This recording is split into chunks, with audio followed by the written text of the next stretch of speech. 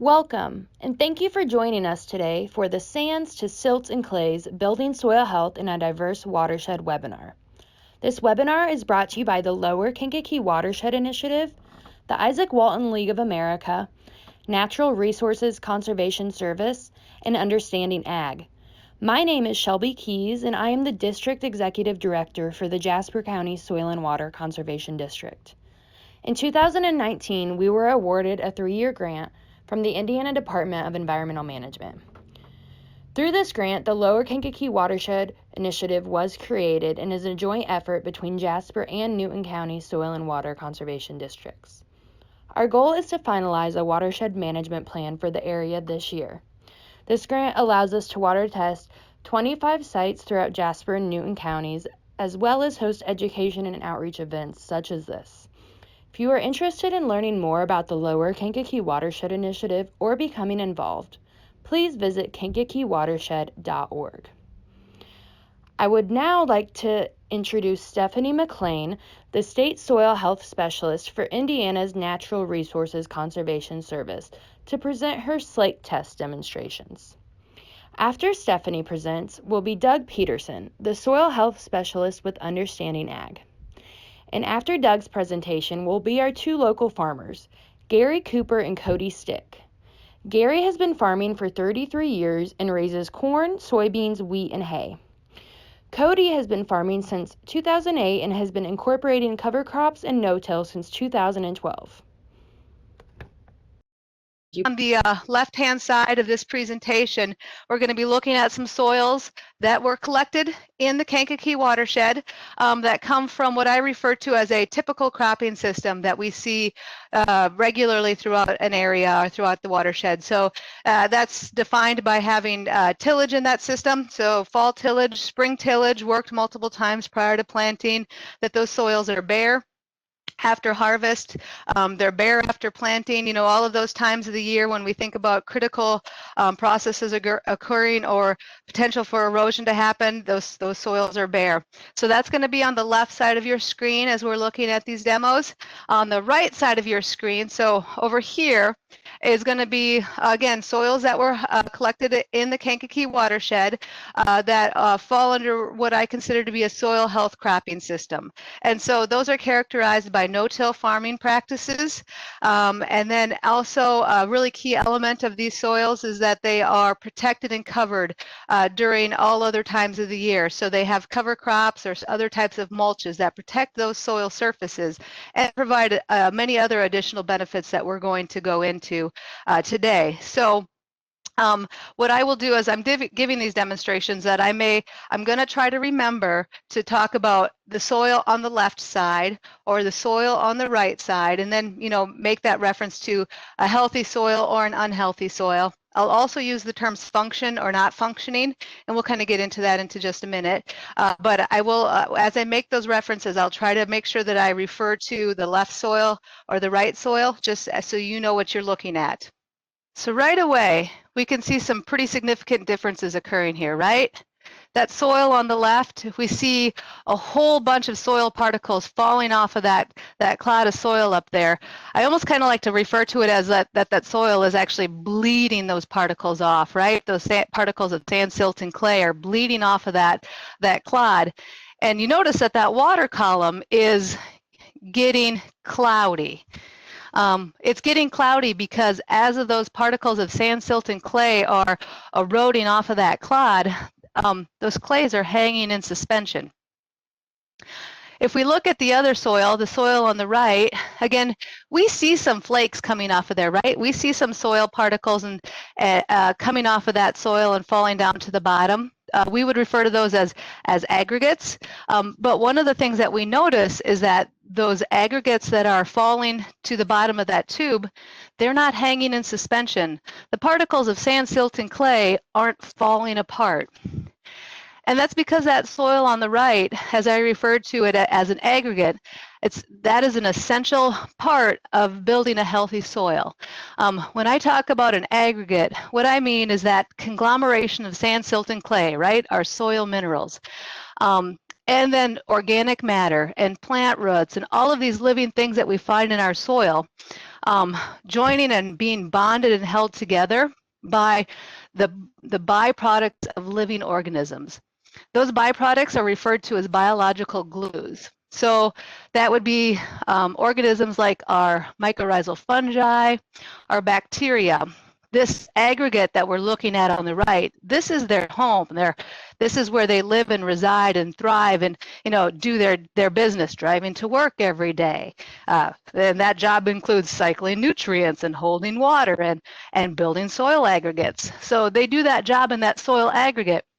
And to build a stable ecosystem, they produce glues like glomalin and polysaccharides, and they coat those soil particles with those glues. And by coating those particles, they make those particles rich in nutrients because those particles are more able to hold nutrients, and they also make them resist erosion. And so that soil on the right, again, has biological glues. It has more soil life. We have a water-stable aggregate there.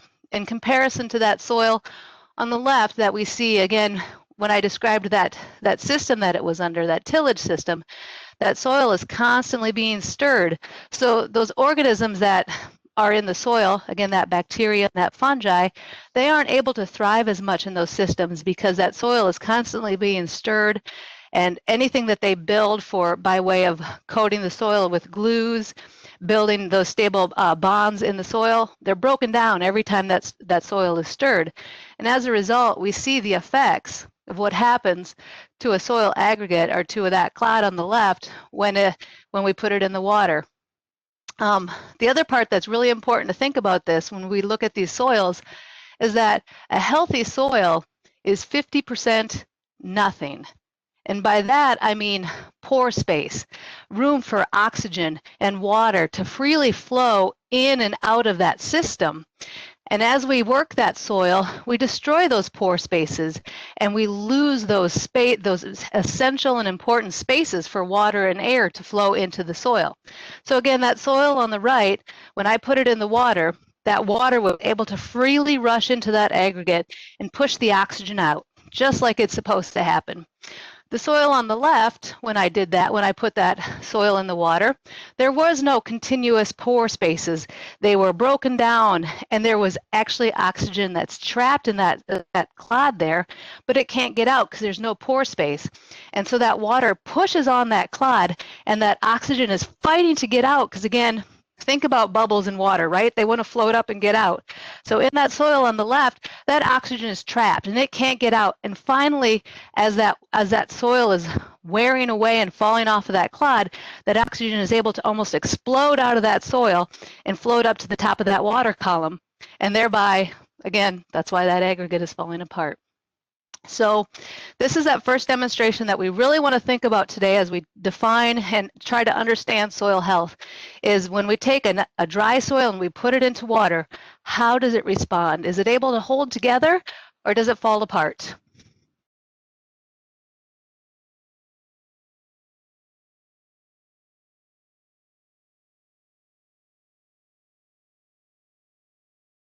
Can everybody hear me? Yes. All right, very good. Thank you, Stephanie. I got to tell you, that was the the very best job I've seen virtually on those demos. And those demos are just so powerful. I got to tell you, that was those demonstrations were what hooked me in on soil health so many years ago. So as I get my voice going here, what is soil health? That's the big question, and let me make sure we got. So she talked about a lot of things about how soil functions, and we're going to kind of drive a few of those points home. So what, if I was going to ask you guys this question, what's the most important thing in your agricultural production system? And in the interest of times, I won't wait for anybody to put it in the chat, but sunshine, minerals, or water. Of those three things, what do you think is the most important thing? I do this all over the country, and almost everywhere, people will say water. Water drives everything. Water drives the mineral cycle. Water drives aggregation. Water drives biology. Water drives plant growth. So let's talk about the water cycle for a minute. So we got the water cycle. You guys all remember the water cycle, right? From like 5th grade science. you got rainfall, infiltration, evaporation, transpiration, condensation, rainfall again, right? That's the cycle. Of all those things, which one is the most important?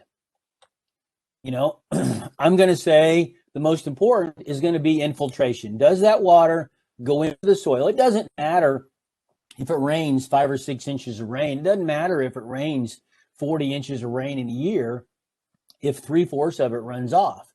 It's how much of that rainfall is effective. Okay, effective rainfall is what we're looking for. And so I think across a large part of this country, our water cycle is broken. We have flooding, we have runoff, we have droughts in other areas. And so on a large scale, our water cycle is really broken. And the reason it's broken is because of land use, because of that degradation of the land. So here's a picture that shows right out in the field exactly what Stephanie was trying to show with those demos. So this is a field I took a picture of, actually here in Missouri. flat soil, prairie soils, really good soil, 1/2 inch of rain, okay? And the water's sitting there. So why is that water not soaking in, right? As Stephanie said, water can't go through a solid. Water has to go through the pore spaces in the soil. If I poured water out on my desk right here that I'm sitting at, would water go through my desk? It wouldn't, would it? I'd have to drill holes in my desk for that water to go through it.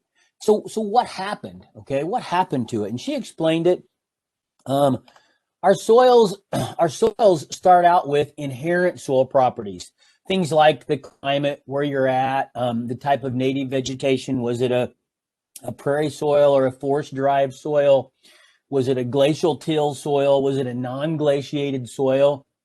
And so we were taught for a long time that those are the things that mattered. You know, those inherent properties were the most important thing in the soil. But now we understand that the dynamic soil properties are properties that depend on land management and the inherent properties. And these things like organic matter, soil structure, infiltration rate, bulk density, aggregate stability, water and nutrient holding capacity, we understand now that we can change those things very dramatically in just 2 or 3 or 4 years. Of all of those things, organic matter will be the slowest to change, but we can change aggregate stability very quickly.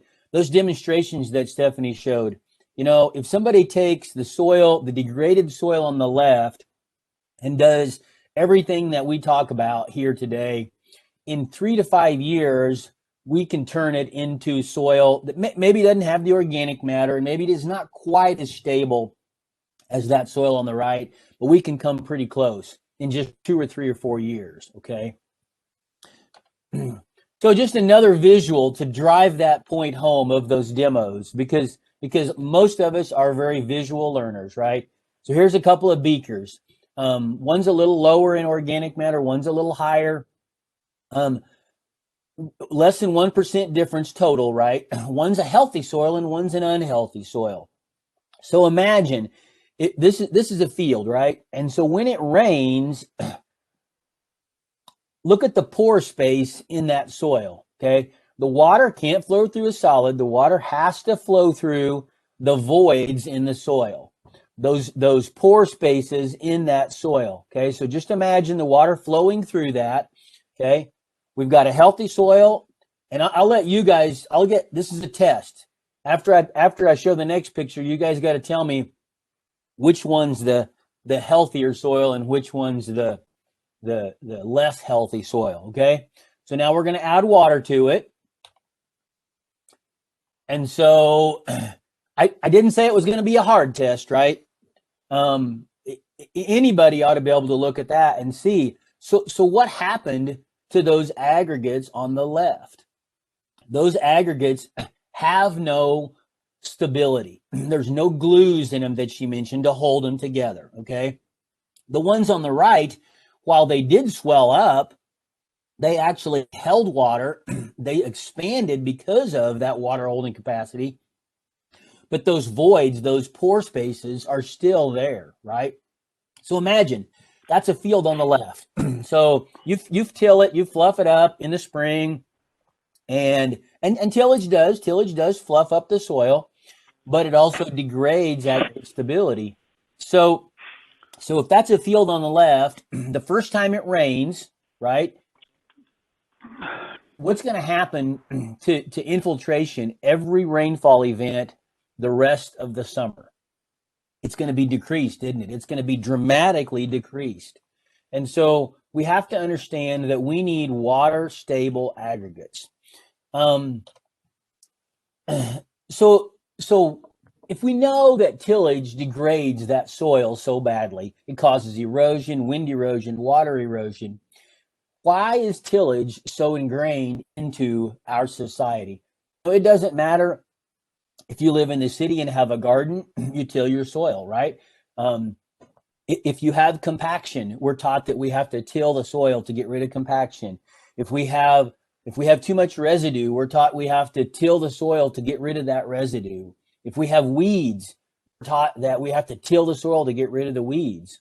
Tillage is this savior of everything, right? We're taught. And so I thought about this for a long time, trying to understand this aspect, because I was taught that growing up by my father. You know, tillage would fluff up the soil, infiltrate water. You know, I bet we were all taught that same thing, right? But now the science has taught us that that's not true.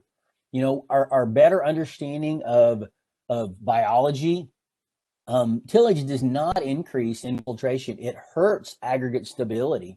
And so if we've had that technology, we've had this understanding of aggregate stability now for 20 years, you know, why is the adoption of no-till and other soil health practices just agonizingly slow? You know, again, I thought about that for a long time. And so I think we have to think about why tillage started. You know, tillage started in the first place, you know, at some time, someplace, probably back in the Middle East, somebody found a plant that they wanted to eat, right? They wanted to eat the seed from or the leaf from. And so all of the land would have been covered by a perennial plant ecosystem. They had to eliminate that perennial plant to make room for what they wanted to plant. And so they didn't have chemicals, right? They had to use whatever. To start off with, they would have used hand tools to kill that perennial vegetation. And so we really don't, as part of this discussion, we really don't care how or why they did it. The most important question we want to ask is, what was the soil like in those areas where they tilled that soil up to plant their crop, right? It wouldn't have been rocky. They wouldn't have tilled where there was rocks. They wouldn't have tried to fight the trees. So most likely they would have went to grassland areas that had a perennial ecosystem that were fairly easy to chop up. And so what was that soil like? It would have been high organic matter, wouldn't it? It would have had great biologic activity. It would have had great aggregate stability. And so initially, when they fluffed up that really healthy soil, just like the demos that Stephanie showed, that initial fluffing really wouldn't have caused much damage. But after 3 or 4 years, they burned organic matter, they reduced aggregate stability, they reduced that biologic activity. And so what would have happened 3 or 4 or 5 years after tilling that little strip? Production would have went down, wouldn't it? And so then what did they do? They moved over to a different strip. They abandoned that strip and they tilled up another strip that had great organic matter, great biologic activity, right? Great aggregate stability. So let's move to the Midwest. So when we moved to the Midwest, it didn't matter whether it's Missouri or Iowa or Illinois or Indiana, and they started plowing up the prairie. What was that soil like? What was that prairie soil like where they tilled that, right? High organic matter, high aggregate stability, high biologic activity. But did they come in, for the most part, did they come in and till every year for the next 40 or 50 years, right? No, they didn't do that for a long time. At settlement, and then for really decades afterward, they farmed in pretty long rotations. They would till a small area, and as they did that, they would pull from that soil profit and production, but they also pulled organic matter. They also pulled biologic activity and aggregate stability, and production would go down. And then what would they do? They would rotate. They would move to another 40 acres or 20 acres or whatever, and till that area, letting that first area go back to grass. And what did that grass do? That grass regenerated. It maybe not as good as it was to begin with, but it restored organic matter a little bit. It restored aggregate stability. And so that process of tilling a healthy soil and then restoring it with a rotation is what had been taught to our young men and women in agriculture and gardening even for generations, right? And so I would submit to you that the reason we were all taught that tillage increased infiltration and was good and solved these problems is because we were always tilling a healthy, high organic matter, high biologic activity soil. And it's really just been in the last 50 years or so that we have begun to convert a lot of land from this long-term rotation, including grassland, to basically continuous crop, corn and soybeans. Why did we think we could do that? Technology, both after World War II and then on even into the 60s, both equipment and commercial fertilizer came along, and we were taught and believed that if we added back the NP and K we were removing from that soil, that everything would be good. The only problem was that we didn't understand that part of that production process, a significant part of that production process, really depended on organic matter, biology, and good aggregate stability. It wasn't just fertilizer that grew those crops. So the belief that tillage improves infiltration is based on high organic matter, high aggregate stability, and soil that has a lot of biological life.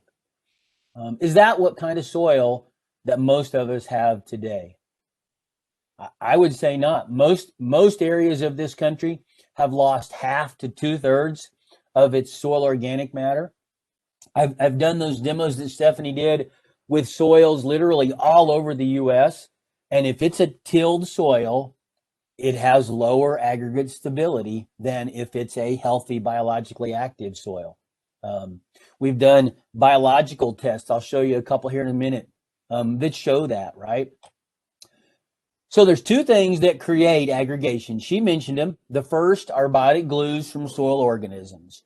And so an easy one for my little brain, an easy one for me to understand is the first one on the left. You see that aggregate with those earthworm burrows in it, right? Why does that earthworm burrow stay in place after that earthworm is gone? Well, if anybody has ever seen an earthworm go across the sidewalk after a rainfall event, they see that little shiny trail that the earthworm leaves. His body has a secretion on it, and it's a protective mechanism for him. But what it also does is, as he's burrowing through that soil, that slime on his body, that secretion on his body, cements that burrow into place, and it actually glues those individual particles of sand, silt, and clay together, so that he can work his way up or down that burrow in the future and not have to expend energy to move through that soil, right? And so while that one's one that visually we can see with our eyes, it's not the biggest producer of those glues. Fungi in the soil, as you see on the right, that little fungal hyphae that's fluoresced under a light, you can see those droplets on that fungi. Those are those liquid glues, just like the earthworm.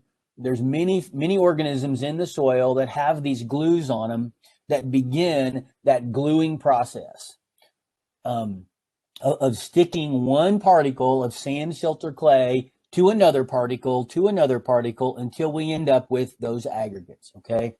So imagine you've got that fragile fungal hyphae running through the soil, and they can be many feet long, right? What's tillage going to do to that fungal component in the soil? It's going to be devastating, isn't it?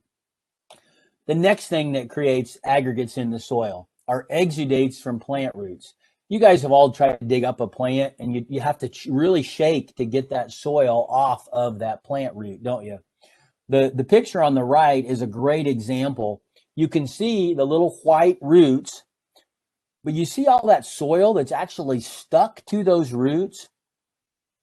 That plant gives off an exudate. It leaks a secretion that it derives from sunshine minerals and water. It leaks an exudate out into the soil as a bait for biology to bring it nutrients. It's essentially that rhizosphere, that zone right around that root, is a food plot for biology. And some plants give up as much as 50% of their photosynthetic energy in the form of those root exudates, because they know it's very much a beneficial relationship. If I, as a plant, if I give up something into that soil and the biology bring me a whole bunch of nutrients back, it's a good trade. And so that's the second thing, right? So now we've got those two things that we know that build aggregates in the soil. And I believe if there was only one soil test feature that I could measure, it would be aggregate stability. It wouldn't be nitrogen, it wouldn't be phosphorus, it wouldn't be pH, it wouldn't even be organic matter. It would be aggregate stability. So to build aggregate stability, those two things, right? Biotic glues from biology and root exudates from plants. Those are the two things we need to focus on. So we do that with these 6 principles, right? Some people teach 4, some people teach 5. At Understanding Ag, we really teach 6 because context, which is the first one we'll talk about, I think is incredibly important. Context involves both an agronomic component as well as a social component. Context is in 4 or 5 parts here. First is ecological context. You know, every place in the country, the principles that we teach really are all the same, but how you implement them is going to depend on some different things. That ecological context, where are you at in the country? You know, are you in the arid West? Are you in Indiana where you all are at? You know, are you in Florida where the season is longer? Are you in Canada where the season is shorter? Do you have flat terrain? Do you have steep terrain? Those are all environmental constraints, and those are very real. You know, there just are some places where some crops don't grow, you know, and so we have to make sure that we're trying to farm in context, okay? We also have different financial context. You know, not all of us were born millionaires. And so what do we have to implement this regenerative farming system? You know, in most cases, we're going to try to use what we have, use the equipment we have. And, you know, if we have to purchase something at some point down the road, then that's fine. But initially, we have to try to use what we have. And then we have to look at who's involved. You know, is it a family operation? Do you have landlords that you have to make happy and get them to understand what you're trying to do?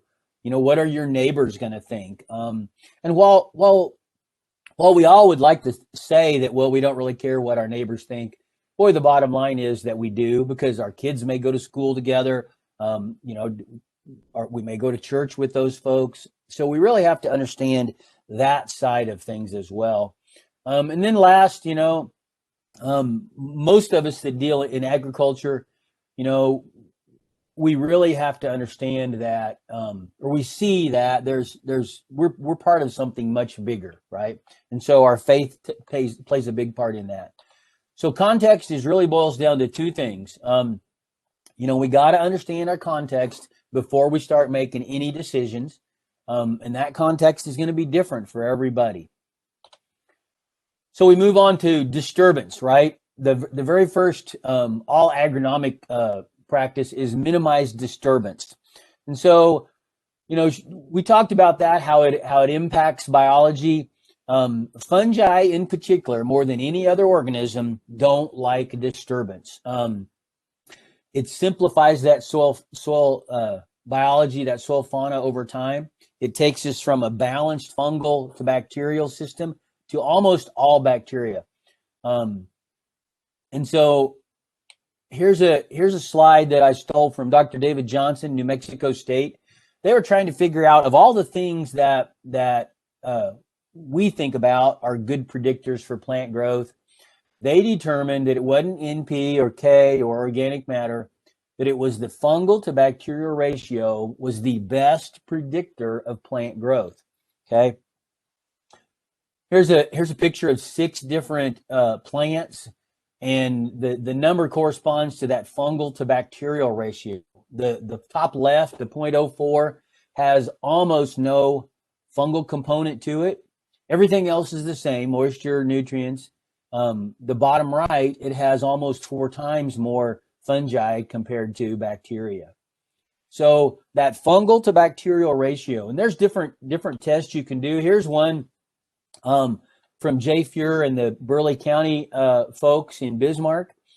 This is a historically long-term tilled field, and you see the 2 highlighted red circles there. First, the beginning, this is kind of the baseline. They had 2,243 nanograms per gram of bacteria, the nanograms per gram doesn't really mean much to most of us. But if you just look at 2,200 on the left, bacteria, compared to the fungal component of 205, huge difference between those two, right?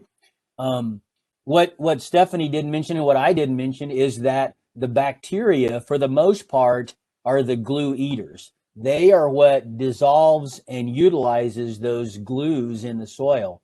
So that's why in our tilled soils, we have no glue. We don't have much fungi to make the glue, and we have a lot of bacteria that eat the glues in our tilled soils. Our next slide here is a longer term no-till, not much cover crop, but look how much more balanced we are. We're still more bacterial than fungal, but we're 405. That bacterial count came way down, and our fungal count is starting to creep up. So we're much more balanced. So we have to understand, if we're talking about disturbance, no-till systems are the beginning of soil health. Even if you're talking about an organic system, we have to eliminate as much of that tillage disturbance as we can. It's going to be really hard to use the rest of our principles to overcome that disturbance created by tillage.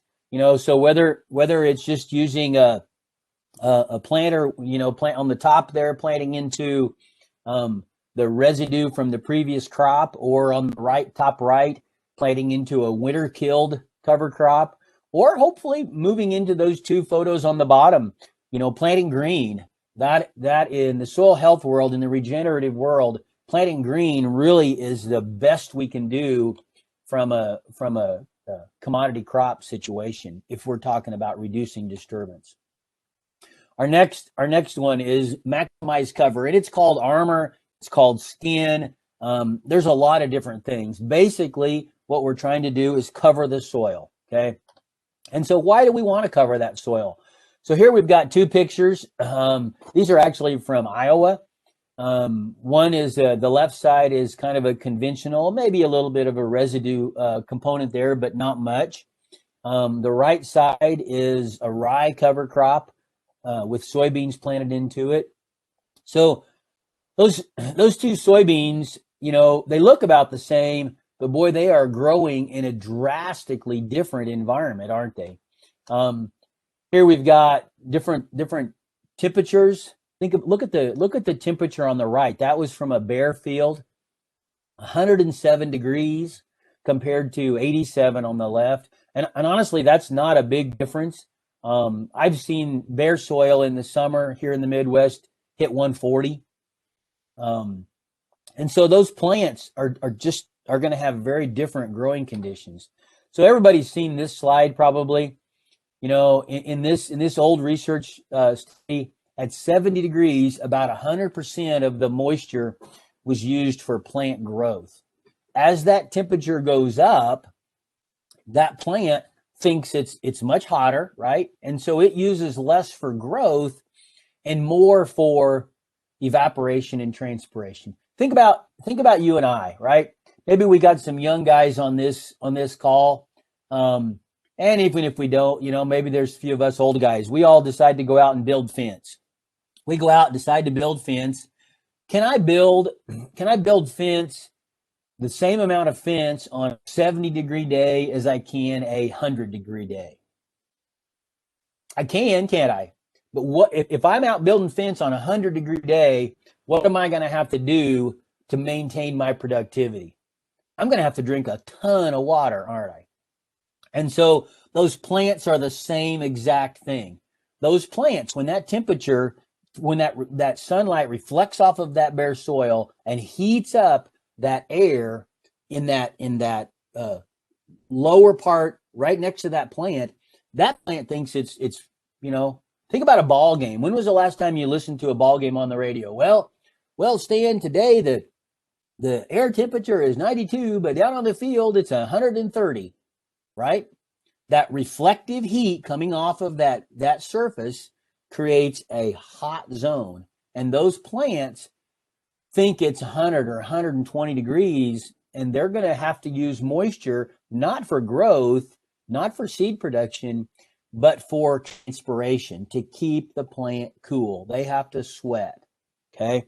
So keeping that soil cool with a cover is critical for efficient plant moisture use.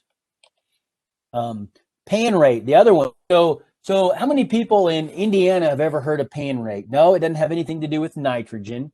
If you're a farmer in Kansas, I'm going to bet that you know what pan rate is. It's a way of measuring evaporation from in this case, this is a official moisture measuring device to measure pan rate. You know, probably in the eastern part of the U.S., we don't really think of evaporation, but we should. Here's a map of the U.S. showing season-long evaporation rate. So if you look right there where you guys are at in Indiana, boy, you are just almost right on that 40-inch line, aren't you? That means that you have the potential to evaporate into the atmosphere 40 inches of moisture in a year.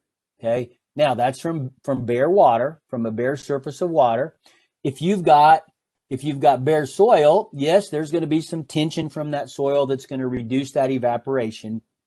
But most people do not understand exactly how evaporation works. So let's say I've got water right here on my desk, and I pour water on my desk right here. Okay, it's going to stay in a little circle, isn't it? If I take a paper towel and I lay this paper towel down on that circle of water, I don't swipe it, I just lay it on it. Is that water going to stay in that little circle?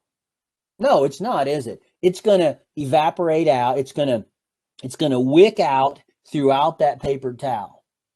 It's trying to reach moisture in that paper towel is trying to reach an equilibrium level throughout the paper towel.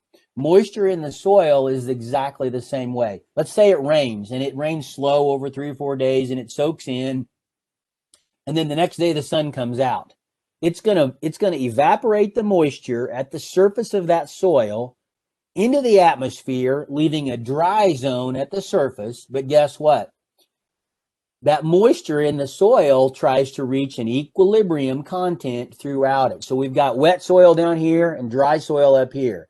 It will actually wick moisture up into that soil, to that surface, and let it evaporate again.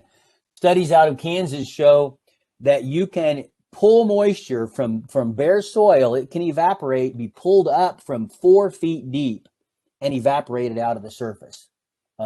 So even in Indiana, moisture loss in the summer is critical, and we have to keep that soil covered. The next big thing for cover is weed suppression. So here's a great shot. Had a cash crop on it the year before. Cover crop on the right side that winter terminated. No cover crop on the left.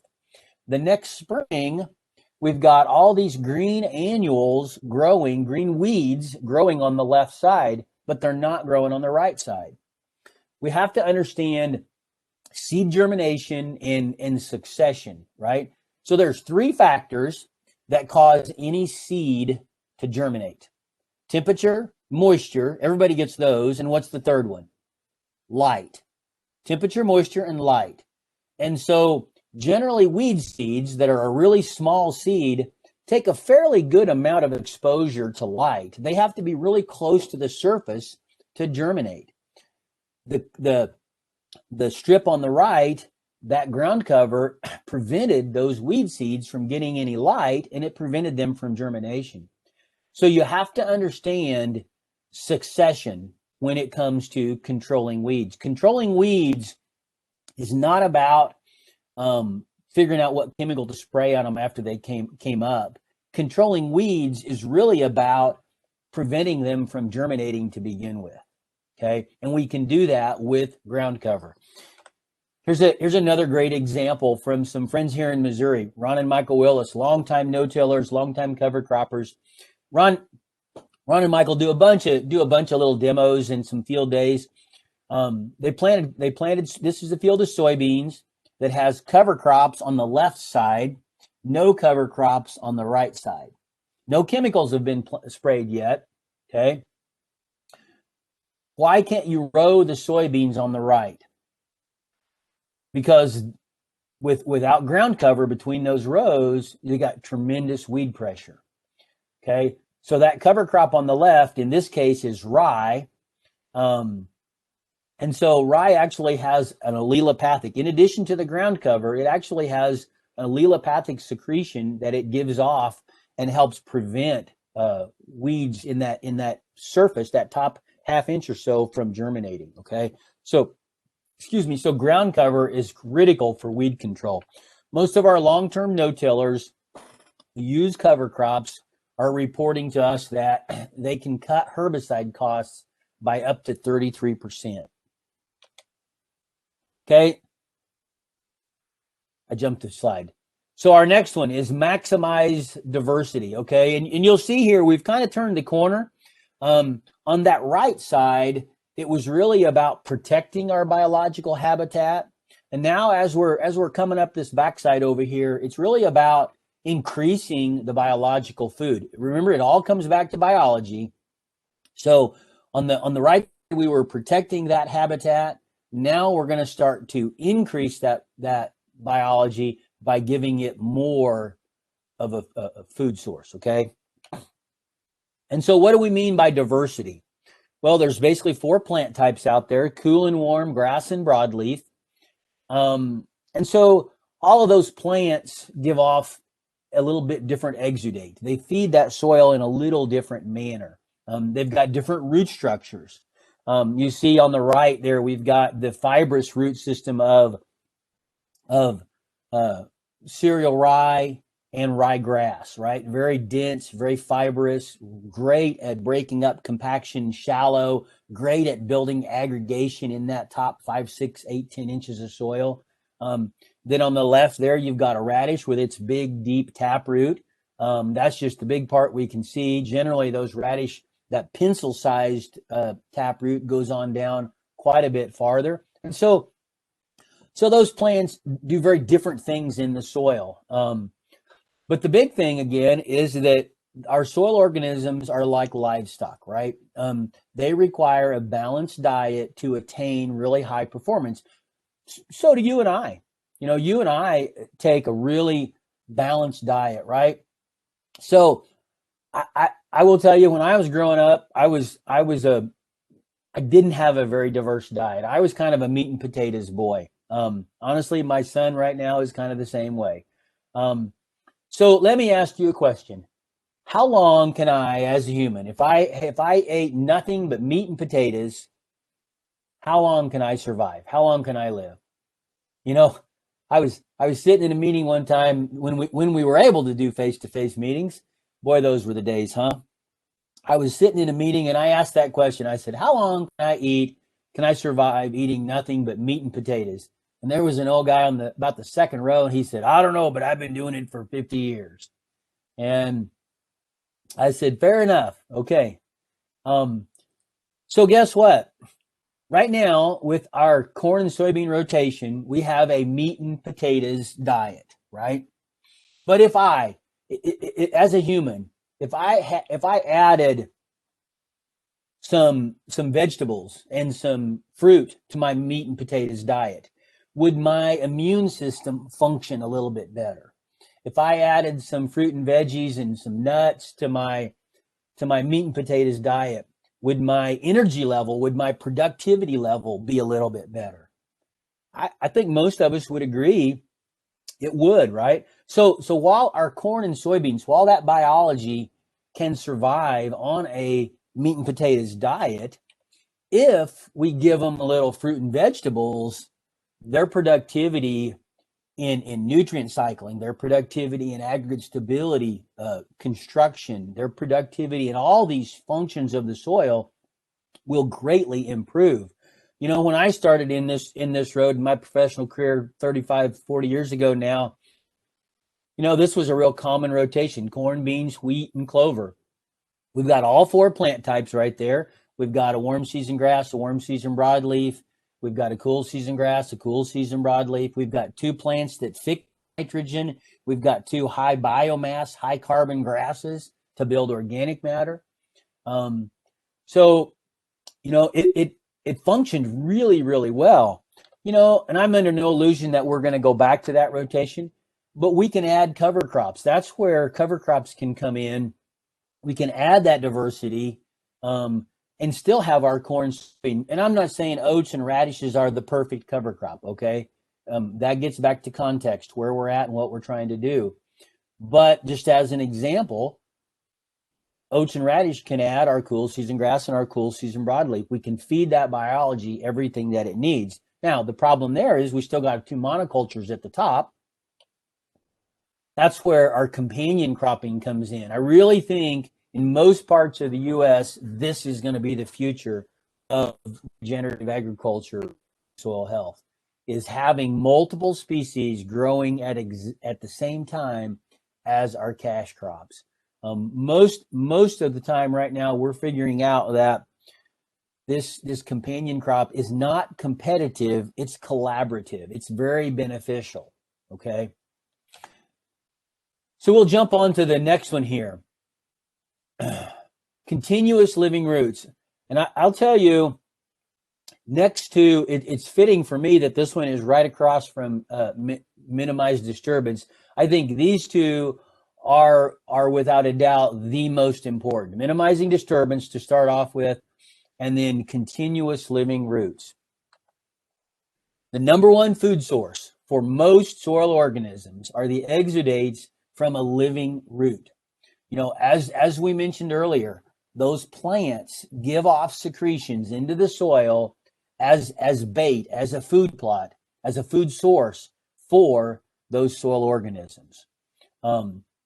That's the beginning of the process. You know, the biology do all the work, but you know what? The plants are in control. If we don't have a living plant in that soil, then we don't have a functioning ecosystem. We don't have a functioning soil system. We don't cycle nutrients correctly. We don't build aggregates. We don't do all of those soil functions that we want to happen. Dr. Rick Haney makes it very simple statement: roots fix soil. If you want to break up compaction, put a root in it. If you want to build organic matter, put a root in it. About 80% of our soil organic matter comes from roots, not from above ground plant material. If you want to control weeds, put a root in it. If you, virtually any resource concern that we have with the soil, anything we want to fix, If we put a root in it, if we put a cover crop in it, we can fix it. We can solve it. You know, how many months, back to our meat and potatoes diet that we feed our corn and soy, our soil with our corn and soybean rotation. How many months of that year do we have a living root? 3, maybe 4 on soybeans. You know, by the time corn hits black layer, it's not giving off any more root exudates. Soybeans is a little bit longer. So let me ask you a question, back to our human diet here. How many of you would survive very well if we only ate 3 months out of 12? You know, probably for some of us, we need to eat a little bit less, but you know, we couldn't. And it's the same with our soil. If we want that soil biology to survive and keep cycling nutrients, if we want it to survive from 1 year of cash crop, all fall, winter, spring, until we plant the next cash crop, guess what? We've got to give it something to survive on. We have to have a cover crop in there, okay? And then the last principle is integrate livestock as much as possible, okay? And by livestock, we don't just mean, I'm going to talk about above ground livestock, cattle, but also we got to understand we've got insects, we've got a whole host of other above ground livestock. You know, if you look at the best soils all across the world, all the prairie soils on every continent, how did those soils get created? It was with herbivores, right? Bison, other animals in other continents. Here in the U.S., it was bison.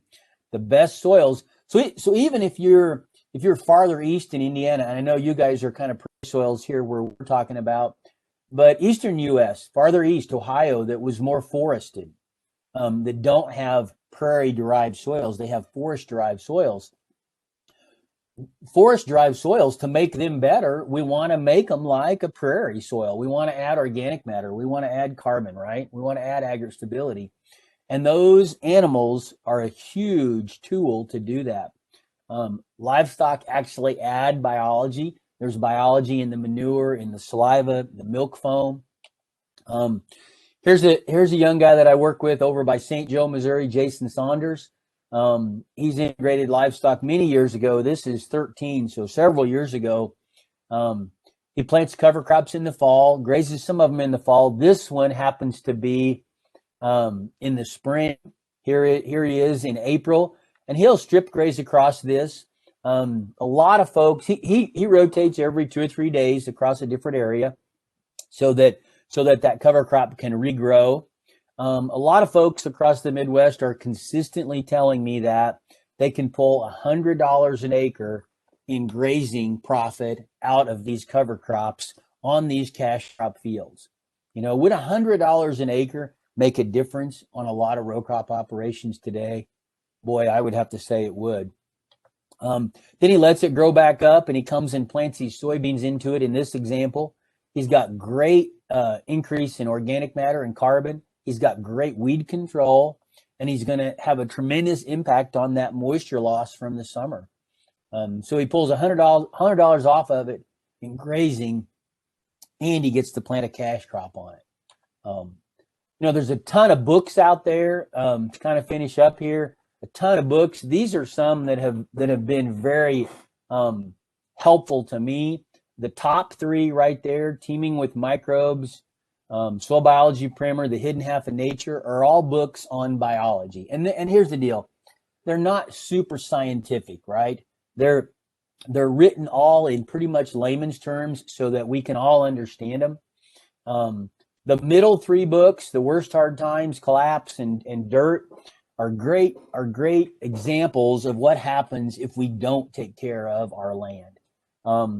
The Marvelous Pigness of Pigs by Joel Salatin is a great book on the why I chose to go down this regenerative path. It was very helpful to me. Then the bottom 4, Holistic Management, A Soil Owner's Manual, Growing Revolution, and Dirt to Soil, are all great how-to books. How do we implement regenerative agriculture? It's going to be a little different and as Stephanie was talking about the soils here, you've got sands, you've got clays. It's going to be a little different in each of those, but I've seen it done in all the soil types, pretty much across the country. Okay, so with that, on behalf of Understanding Ag, I'd just like to thank everybody for the invitation, and hope it was helpful. There's a lot of things to learn as we go down this road, understanding about regenerative agriculture and soil health. And I think we'll take some questions now. Is that the game plan? Thanks, Doug. That was super great and very informational. We're actually going to turn it over to the two local farmers. So I would like to introduce Gary Cooper and Cody Stick. Gary's been farming for over 30 years, and he farms corn, soybeans, wheat, and hay. And after Gary will be Cody Stick, who's been farming since 2008 and has been farming no-till and cover crops since 2012. Thank you. As she said, we produce corn, soybeans, wheat, cover crops, and hay. Northwest Indiana, we are in the southern part of the watershed. So a lot of our, over here, a lot of our soils, actually Stephanie's slake tests and all that was soils from some of our fields, except the one on the left. That one was not from our fields. That was from a neighbor's, and we'll leave that nameless. But anyway, I appreciate everybody being on here. I'm going to get down to just some basics that we've learned. And I guess the first question I've got is why change the way we farm? Well, I mean, it's worked for all these years. Why change it? I guess that would be the next slide. This is one reason I guess we wanted to change. This is 2004. We were planting corn in the spring. As you can see, we've got a little bit of soil movement. And then 2019, this was us planting corn. It was also a very windy day. This was planting corn into ryegrass. And as you can see, there's no soil movement there. So we've kind of changed a few things.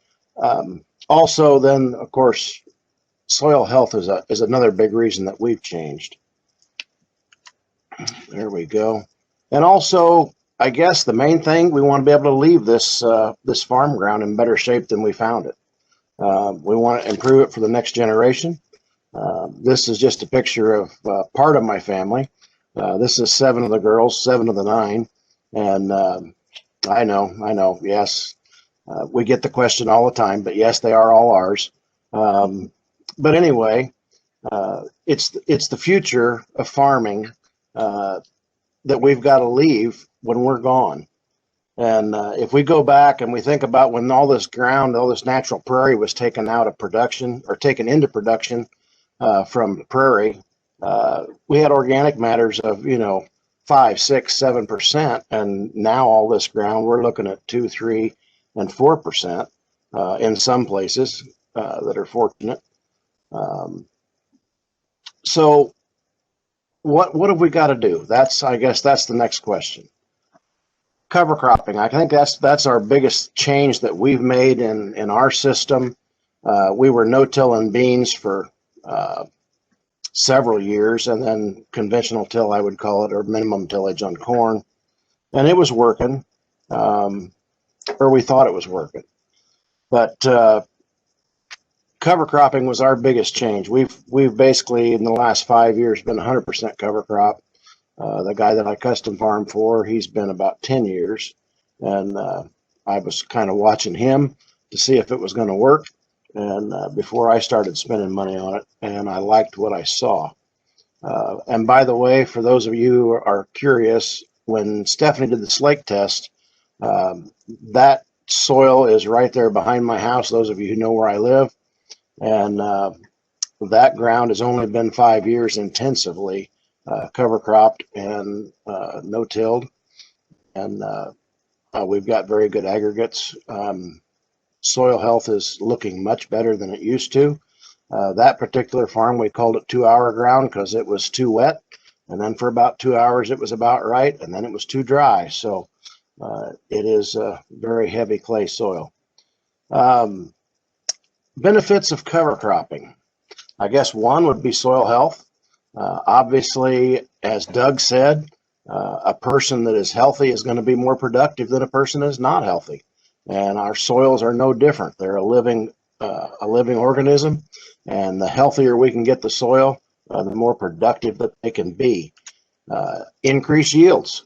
The healthier our soils are, the more we're going to increase our yields. And I guess that's the name of the game in today's world. We're not producing any more soil. We're not producing any more ground to farm. We're pretty much going to have to feed the world with what we've got. So we've got to be more efficient with it. We want to control soil erosion. For me, it's not so much water erosion. There is some, but we're pretty flat. But wind erosion is a real thing, even in our heavier ground, as you saw in that picture from 2004. So we want to armor our soil. We want to keep it covered and get our soil health back. Reduced nutrient loss. This is something that we're seeing. Inputs have increased and increased, and so if we can reduce the loss of that nutrient, then we can use less of it and produce the same amount of crop with less inputs. That's why we're going to try to use a diverse type soil cover crop.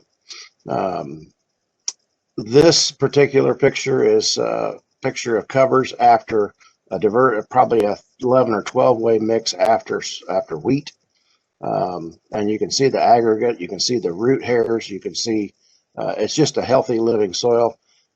And it is taking up a lot of those nutrients that we've got left in that soil and keeping them there so that we don't have to buy them and they're not going into the Iroquois River. And right hand in hand with that, of course, is nutrient recycling. We do that. We've got access to chicken litter. Our typical rotation right now is we'll have our wheat ground. Behind the wheat ground, we'll put on chicken litter, and then we'll put in a diverse cover crop mix.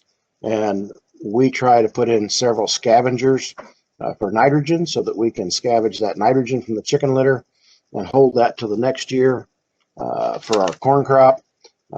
We had Purdue in, and they've done a couple years of studies, and we were producing 240 bushel corn with about 135 pounds of nitrogen applied that year due to being able to scavenge that nitrogen from the chicken litter and hold it and use it as our extra nitrogen. We want to increase our soil, our matter, and water holding capacity, and those two things go hand in hand. I heard it said that roughly 1% organic matter in a soil per acre can hold about 20,000 gallons of water.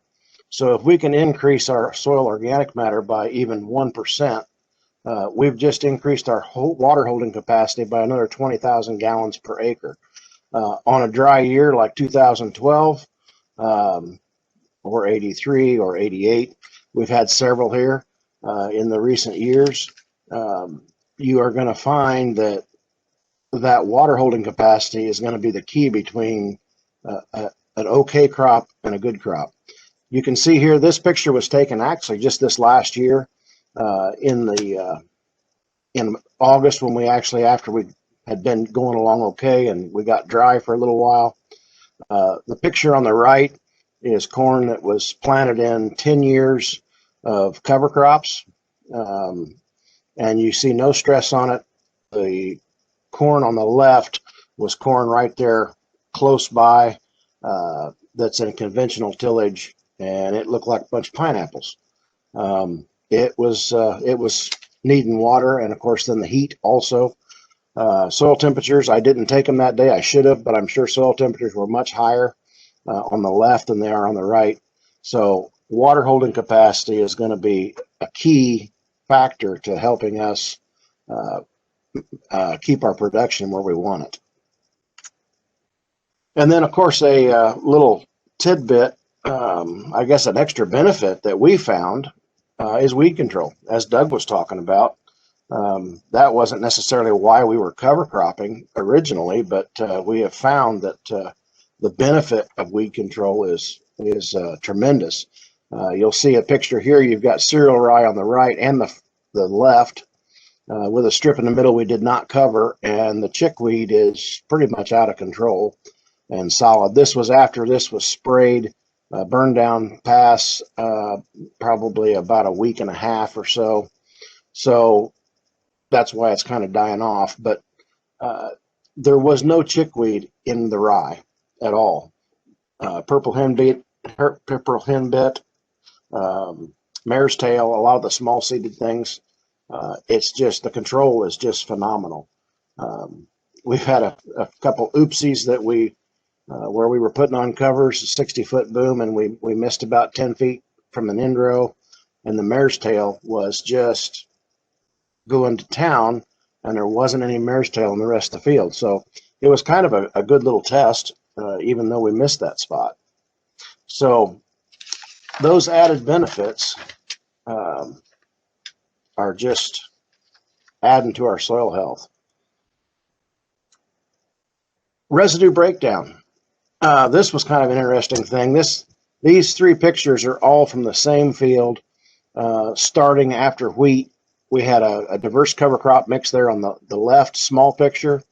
Right here, this was about an 11-way mix. This was able to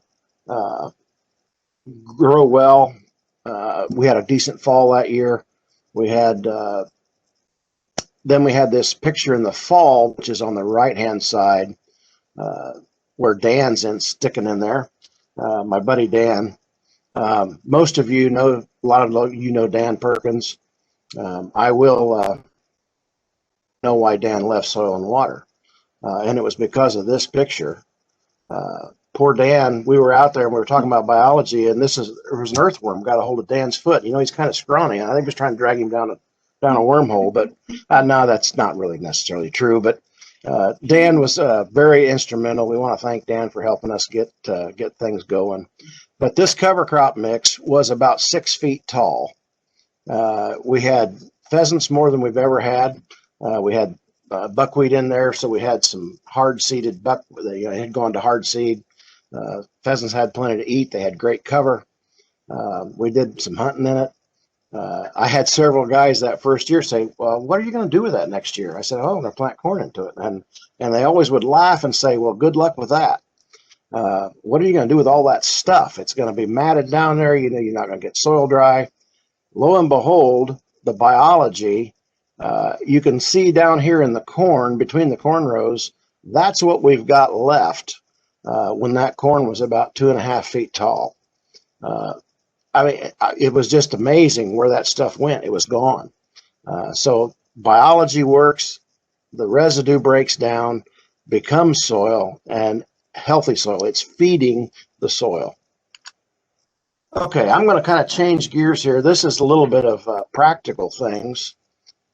These are yield maps. This one was from 2020, this last year. This was corn. And if you look right down here, you'll see this dark green area. There's about 7.5 acres there. Obviously, something different happened there. Did we do more fertility? No. I'll tell you that the fertility levels in this dark green area are a little less than the fertility up in this top area. The difference is this 7.5 acres was seeded in 2012 to a hay mix, alfalfa, orchard grass, timothy mix, and it came out of production 8 years later in 2020. That hay field had been worked hard. We had taken 3 and 4 cuttings a year off of it. We had to put a lot of fertilizer on to try to maintain it. It was hard to almost put enough on to keep it maintained. That's why fertility levels are lower than they are in the rest of the field. And yet, in 2020, we saw a 30 to 40 bushel increase per acre on the corn, first year out of 8 years of being hay ground. It has to do with soil health. Next picture.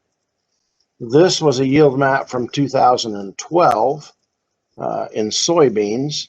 And if you look down here on this corner, this end, where the pointer's at, there's about 2 acres down there that was 100-year-old plus bluegrass pasture that had gone into production in 2008, 4 years prior to this happening.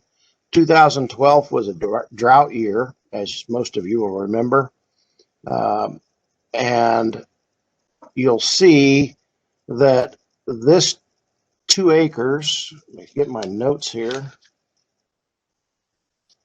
This 2 acres was around 74 bushel beans. The rest of the field average was 55. You'll see that down here. So why the difference? Well, maybe it was fertility. Well, let me give you the 2014 is when we had done soil test on there. The 2 acres, the phosphate levels were 59.8, and right beside it over here in this grid, the phosphate levels were 108. The potash levels in the 2 acre piece was 201. The potash levels beside it was 282. The pH was at 6.6 on both pieces. The CECs was 19.7 and 19.4, so almost identical. The organic matter, though, over here was 4.6. The organic matter over here was 3.2. There's our difference, along with soil health. So, like I said earlier, water holding capacity, organic matter tied in.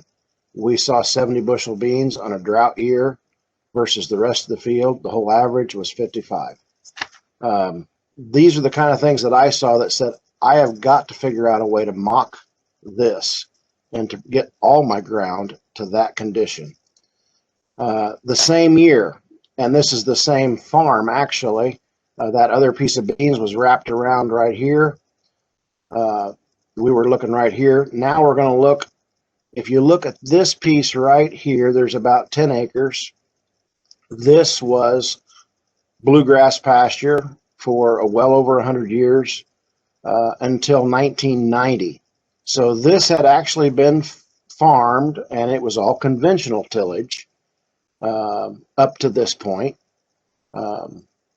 through 2012. So we're talking 22 years of this being in conventional tillage, and yet I can still see the difference in the yield. I did on SMS, I did box this and pull the exact yield out of it. The field average was 179 that year, and the 10 acres here that used to be pasture 22 years earlier, the yield on that piece was 194.6. I also boxed in 10 acres right here beside it, which is the same soils. That yield was 174.3. So a little over 20 bushel difference between here and here. Same soil types. This has been farmed for 22 years, but it was bluegrass pasture prior to that. And I can tell you from the days of tillage, pulling ripper and whatever else through here, it's night and day difference between here and here. You pull it no problem here, you get to this fence line, and all of a sudden tractors are starting to struggle. So there is a big difference in the soil biology, the soil health, and I'm hoping now that we have gotten back into a soil health type of farming and regenerative farming that we can improve all of our soils, but get this back quicker, obviously, than some of the other. And one interesting thing is the heaviest CEC on this whole farm is this corner right here at 30.5. So you can tell this is not light ground. This is heavy ground. And what a difference that soil health makes. This is how we do our thing. And I think you'll find a lot of guys say there's really nothing, no wrong way, no right way. I've got guys that'll kind of snicker a little and say, oh, well, you're no-till and you've got a VT tool. Yeah, I do. But I was impressed with Stephanie's slake test in the fact that the one that did so well on the aggregate, that very first test, we had seeded our cover crops that fall with this VT tool, and all of our covers have been done with a VT. This is what works for us. This is what we do. We got a VT with an air seeder on it. We seed our covers with that, and we plant our beans with just a 3600 Kinsey planter, nothing special. It's got no-till coulters on it. Other than that, it's basic. People say, oh, you can't plant into that stuff, but here's a picture of 2019. We were planting beans into cereal rye, about 50 pound to the acre cereal rye. You can see it's 3 foot tall or so, 3 to 4. It is headed out, and no problem at all keeping 1.5 inches deep planting beans. Good stands. This is planting beans in 2020. The rye was not as tall. We were planting beans earlier. And, you know, from the road, it looks really thick, but there's a picture to the right of my daughter standing in it. So you can see that it's not near as thick. It's not like a yard, but we've still got enough out there to get the roots in that we need and get the covers to help hold that soil and help build it. Here's planting corn. This was planting corn in 2019. And this is planting into 10 pounds of triticale, 10 pounds of ryegrass, and there was 10 pounds of oats, which those were not there now. Obviously, they winter killed. And there was about 1/2 pound of turnips, about 1/2 pound of radishes that went into that mix. And again, no problem at all planting it. We took stand counts, and we were almost exactly every stand count we took. We were amazed that we had pretty much perfect stands that year in planting into this. And I'll give it, it makes you nervous the first time you do it, but after you've done it, plant green. And let me tell you this, don't let anybody fool you that planting green, that you want to kill it first, unless you're going to kill it way first, because I've tried that out. I had an end row that we needed to spray for my daughter to put some pumpkins in. I sprayed it, and then we ended up not doing that. We planted beans in there. It was sprayed about 2 weeks before we planted, and I spent an hour after planting the 300 feet of end rows, spent about an hour trying to get the stuff unwrapped from the planter. Planted the rest of the field that was green and never had any problems. So definitely plant it green. Let's see here, where are we at? Just a few things that we've done on our corn planter. We do run a shark tooth row cleaner. I do have the clean sweep on it. I run about 10 pounds of air pressure on that when I'm in the heavy ryegrass. It's not pushing the roots and anything out. All it's doing is kind of scuffing the stems, pushing them to the side. It leaves about a 4-inch slot that we can get some sunlight down through the tall stuff, down to that seed area where we can get some heat to it. I like it. And with these row cleaners, I had absolutely no problem driving through that tall stuff. No wrapping, no issues at all. It worked well for us. Closing wheels. There's a lot of them out there that'll work well. This is a Pro Stitch wheel. I've got that on half the planter. Does a good job. Here's the other half. It's the Martin Dimple wheel. It worked well. I like it actually a little better. It's heavier, and being heavier, I don't have to have as much down pressure on it, which helps me get a little more down pressure on my units. So those are some things we do. We also run the 360 Bandits, where we're putting nitrogen on both sides of the row. We also run pop-up to try to get the seed off to a good start. It's worked well for us. So I think that's all I've got. And I guess that brings us to, I think this is the future of sustainable farming.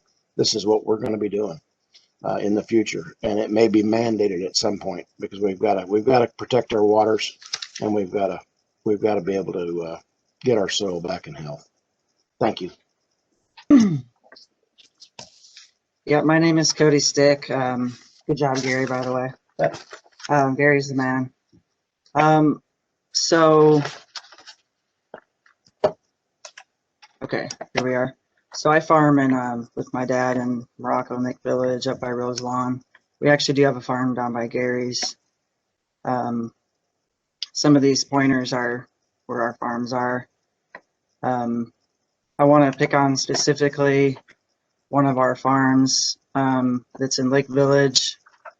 It's right by, just south of Conrad, and it's right next to the ditch that actually drained Beaver Lake. So where my pointer is actually kind of like ground zero, where they broke into draining the lake, and where my pointer goes to the southeast is part of the shoreline, and then where it goes to the southwest. So actually half of this farm is actually shoreline to the lake, and I'm going to show you an overlap of the Nature Conservancy's lake and all their property. So in the yellow is our farm. So there's actually the shoreline that goes through. And what I wanted to show you guys is, okay, so on this farm we have a center pivot. That's where my cursor is, and that irrigator has been there since I was younger. And what we did was we decided that we were going to run a new water line across and then catch this corner. And I was really excited that we were going to be putting the water line in, so I was going to be able to see what the subsoil looked like across this farm, because this side actually is like a ridge, but it grows really good crops. So I was really excited to see. And so this was near the center of the irrigator. So this was under water previously. And this is the topsoil here.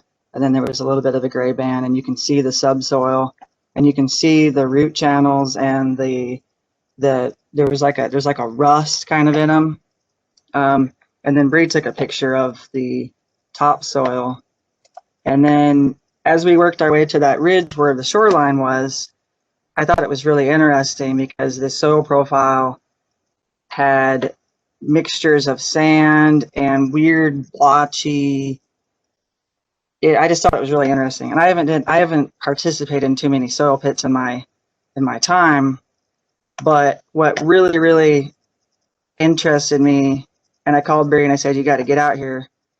We had the topsoil and then the subsoil of sand, and then there was actually another layer of organic matter down. This is probably 3 feet, and I don't know it's beyond me how that ever became a thing, but I do know that if you look into Beaver Lake's history, there were islands that were supposedly formed by lake current and the sand and sediment somehow forming these islands. And I was wondering if this was the original topsoil and then an island started to be created and something changed. So that was just cool to me. So I wanted to share that with you guys. This is another picture. These random organic blotches were very common in the profile. And then below that, we took the shovel and we kind of undermined the bank of the cut, and that actually helped us expose some of these root channels that we have. And that's what I was hoping to see, because this farm had been cover cropped for 5 years, and being that there's less clay and less water holding capacity, I wanted to see if we could get down to the water table, which we're actually right at the water table right there. There's another picture. So I'm just going to do a flashback to my earlier days. This was in 2011.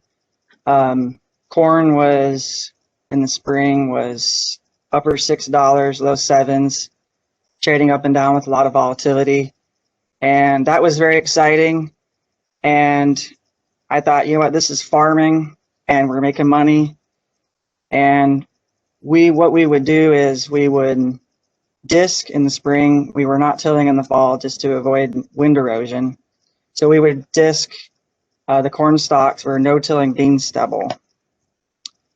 And I was disliking some things about it. And I especially disliked it when this happened. So this was the drought in 12. And coming into that drought year of 12 was actually the first year that I was really into farming.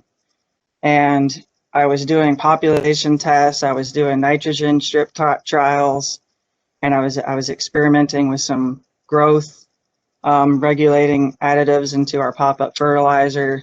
I mean, like, just really interested. And after the drought year, I thought to myself, I'm trying all these things, and we really need to go back and relook at everything that we're doing. And that's when I started reading a lot in magazines and finding out and reading that there were a lot of articles on using cover crops and conservation tillage. So my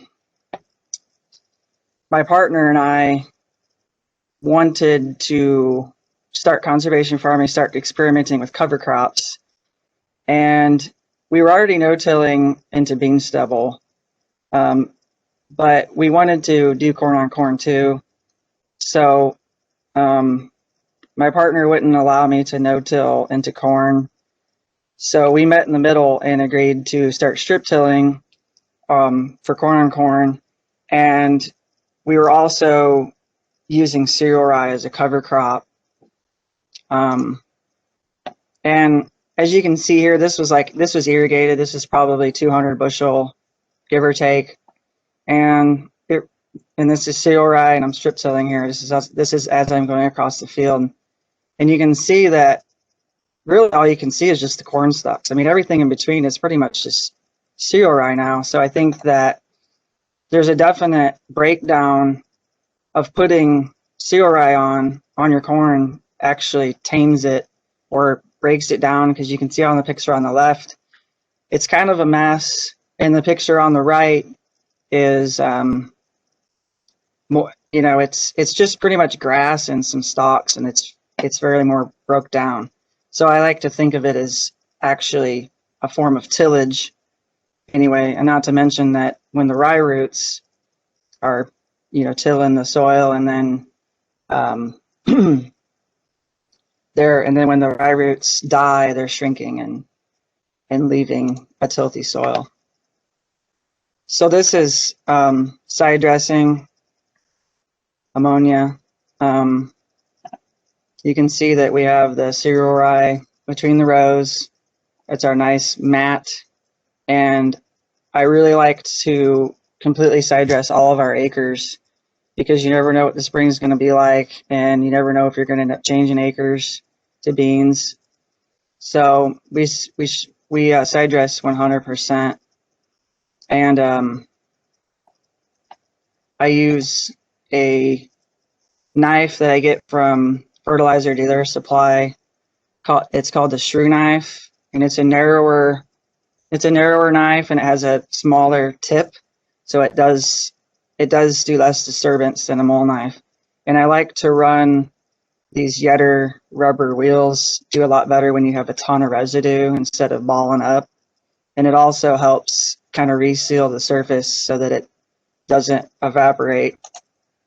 This is a field that didn't have cover crop on it. It was 200 plus, and I was able to go through this without balling up. There might be some better units for side dressing, but I'm happy with the one I have, so we just stuck with it. So I'm going back to like beans here. This would be, I think this was just before I went and planted beans in this field. And using cereal rye and planting green is probably one of my favorite things to do. It just seems so natural to me. And this is actually our dog. And I know that she wants me to throw that. She's looking up wanting me to throw that. That's a root there from CRI. So planting green. Gary covered planting green pretty well. And so we have a Hagee sprayer, and we added the dry tank to it that has the ability to do dry fertilizer or cover crops, or actually both. But so we started interseeding in 2016 by converting our sprayer over. And that just gets us an earlier start, especially if we're going to be planting beans in the next spring. I like to have the rye growing in the corn before we harvest it. And it helps really just choke out the mare's tail, and it's hardly a problem. If we wait till after harvest to spread rye, even if we're drilling it, a lot of times it's too late, and we already have a base of mare's tail that we kind of have to worry about. And there it is, 120 foot. Big fan of that machine. So everybody else pretty much covered a lot of the basics and technicalities. So I just wanted to come on here and say what I had to say. So up next, we will have Michael Herman speak about available resources from the Lower County SWCD. He is the soil conservationist. All right, everybody. Good morning. Today, I'm just here to talk about a little bit more on the topic of resources. So, we learned a lot about soil health through all our speakers, and I just wanted to give you some resources that you can look into it more yourself, so you can find out whatever other information you're missing, or if you're just curious. So let's see about this. Oh, and as was said, I'm Michael Herman. I work for the Lower County Soil and Water Conservation District. I'm the county soil conservationist. So to start off, an important resource for everybody, I know it's probably obvious, but the USDA building is a great resource. Usually has the Natural Resource Conservation Service and the Farm Service Agency. And for producers, at least, they can offer cost share programs and conservation technical assistance. So they can, help you with funding or help you with technical assistance planning and whatnot to implement cover crops or any other programs to protect the environment or promote conservation. And even if they don't have the knowledge that you're looking for, or they don't have answers to your questions, hopefully they're able to point you to someone who does, right? And in a very similar manner, the soil and water conservation districts do a very similar task. Often they're in the same building with the NRCS. And depending on your county, they vary in what they do. Some have equipment rentals. I know some have roller crimpers and things like that that you can rent out. So you don't have to buy your own equipment. If you're just trying to try out cover crops and trying out different equipment, you can try it out first before you make that big commitment. So the best way to figure out what your soil and water district can do for you is give us a call or send us an email. We'd love to chat and see how we can help you, right? And the soil and water conservation districts also have cost share programs and things like that. For example, the Port, Newton, and Jasper counties right now still have an ongoing cover crop grant, which plays into this very well. So if you haven't done cover crops before and you're looking to try them out, we have funding to help, offset the cost and the work doing that. And we'll help you with the planning and get that sorted out so that way you have just help doing it in multiple facets. And there's also part of that grant is a perennial planting. So if you're having land that isn't working with you, or you have, let's say, salinity issues or whatever, and you just want to let it go back to nature, have a perennial planting for a few years, we'll help fund and plan that as well. So a few more resources that you can find and read up a little bit more about or use on your own, like online, would be the Midwest Cover Crop Selector tool. I have that here, a picture of that. It's handy for trying to figure out what kind of cover crops would be good for your situation. You type in where you're from, where your farm is, what your problems are, and what your rotation is, and it will try and figure out something that works for you. And along with that, I would say the Web Soil Survey is a free source, not free source, it's a free to use online application by the NRCS. You can see what type of soil you have, you can map out any public soils, and you can or not public soils, you can map out any soils and get a report of that. So you can know what's going on your farm and have a more of an idea of what's going on. And a few more things you can use online would be like the Soil Health Institute. It's a organization that has just abundance of information online. They have this page called Soil Health 360, and it just features magazines to research articles, and you can get as in-depth as you want to with that. There's No-Till Farmer magazine on there. You can learn about applications and see, what other people are doing, at least see what they have to say. Or if you want to get really in-depth, you can find research articles about this and see the data behind soil health and what supports it. And I also added here these two pictures, building soils for better crops and managing cover crops profitably. Those are both books you can find. They're online at the SARE, Sustainable Agricultural Research and Education. You can find these whole PDFs online for free, and managing cover crops profitably is a good way. If you read through that book, it's a good key and guide to figure out, what cover crops work in what instances. And, if you don't have anybody to talk to about that, it would be a great way to inform yourself. And of course, just like we're doing right now, talking with other people who are doing this, like Gary and whatnot, your community is a amazing resource. Seeing what's working for people in your area couldn't be any better with your soil types and, locally what's happening. What equipment and what schedules they're running might give you an idea of what would work for you, And to do that, getting connected through the 4-H fair or meetings like this put on through the Soil and Water Conservation Districts or Facebook, Instagram, all of that can be a great place to find people who are doing similar conservation practices and, that you can possibly learn from. And of course, there's other forms of support, whether crop advisors, seed distributors, or fertilizer dealers. And of course, Purdue Extension can always offer support for things like this. So, there's plenty of resources out there for us.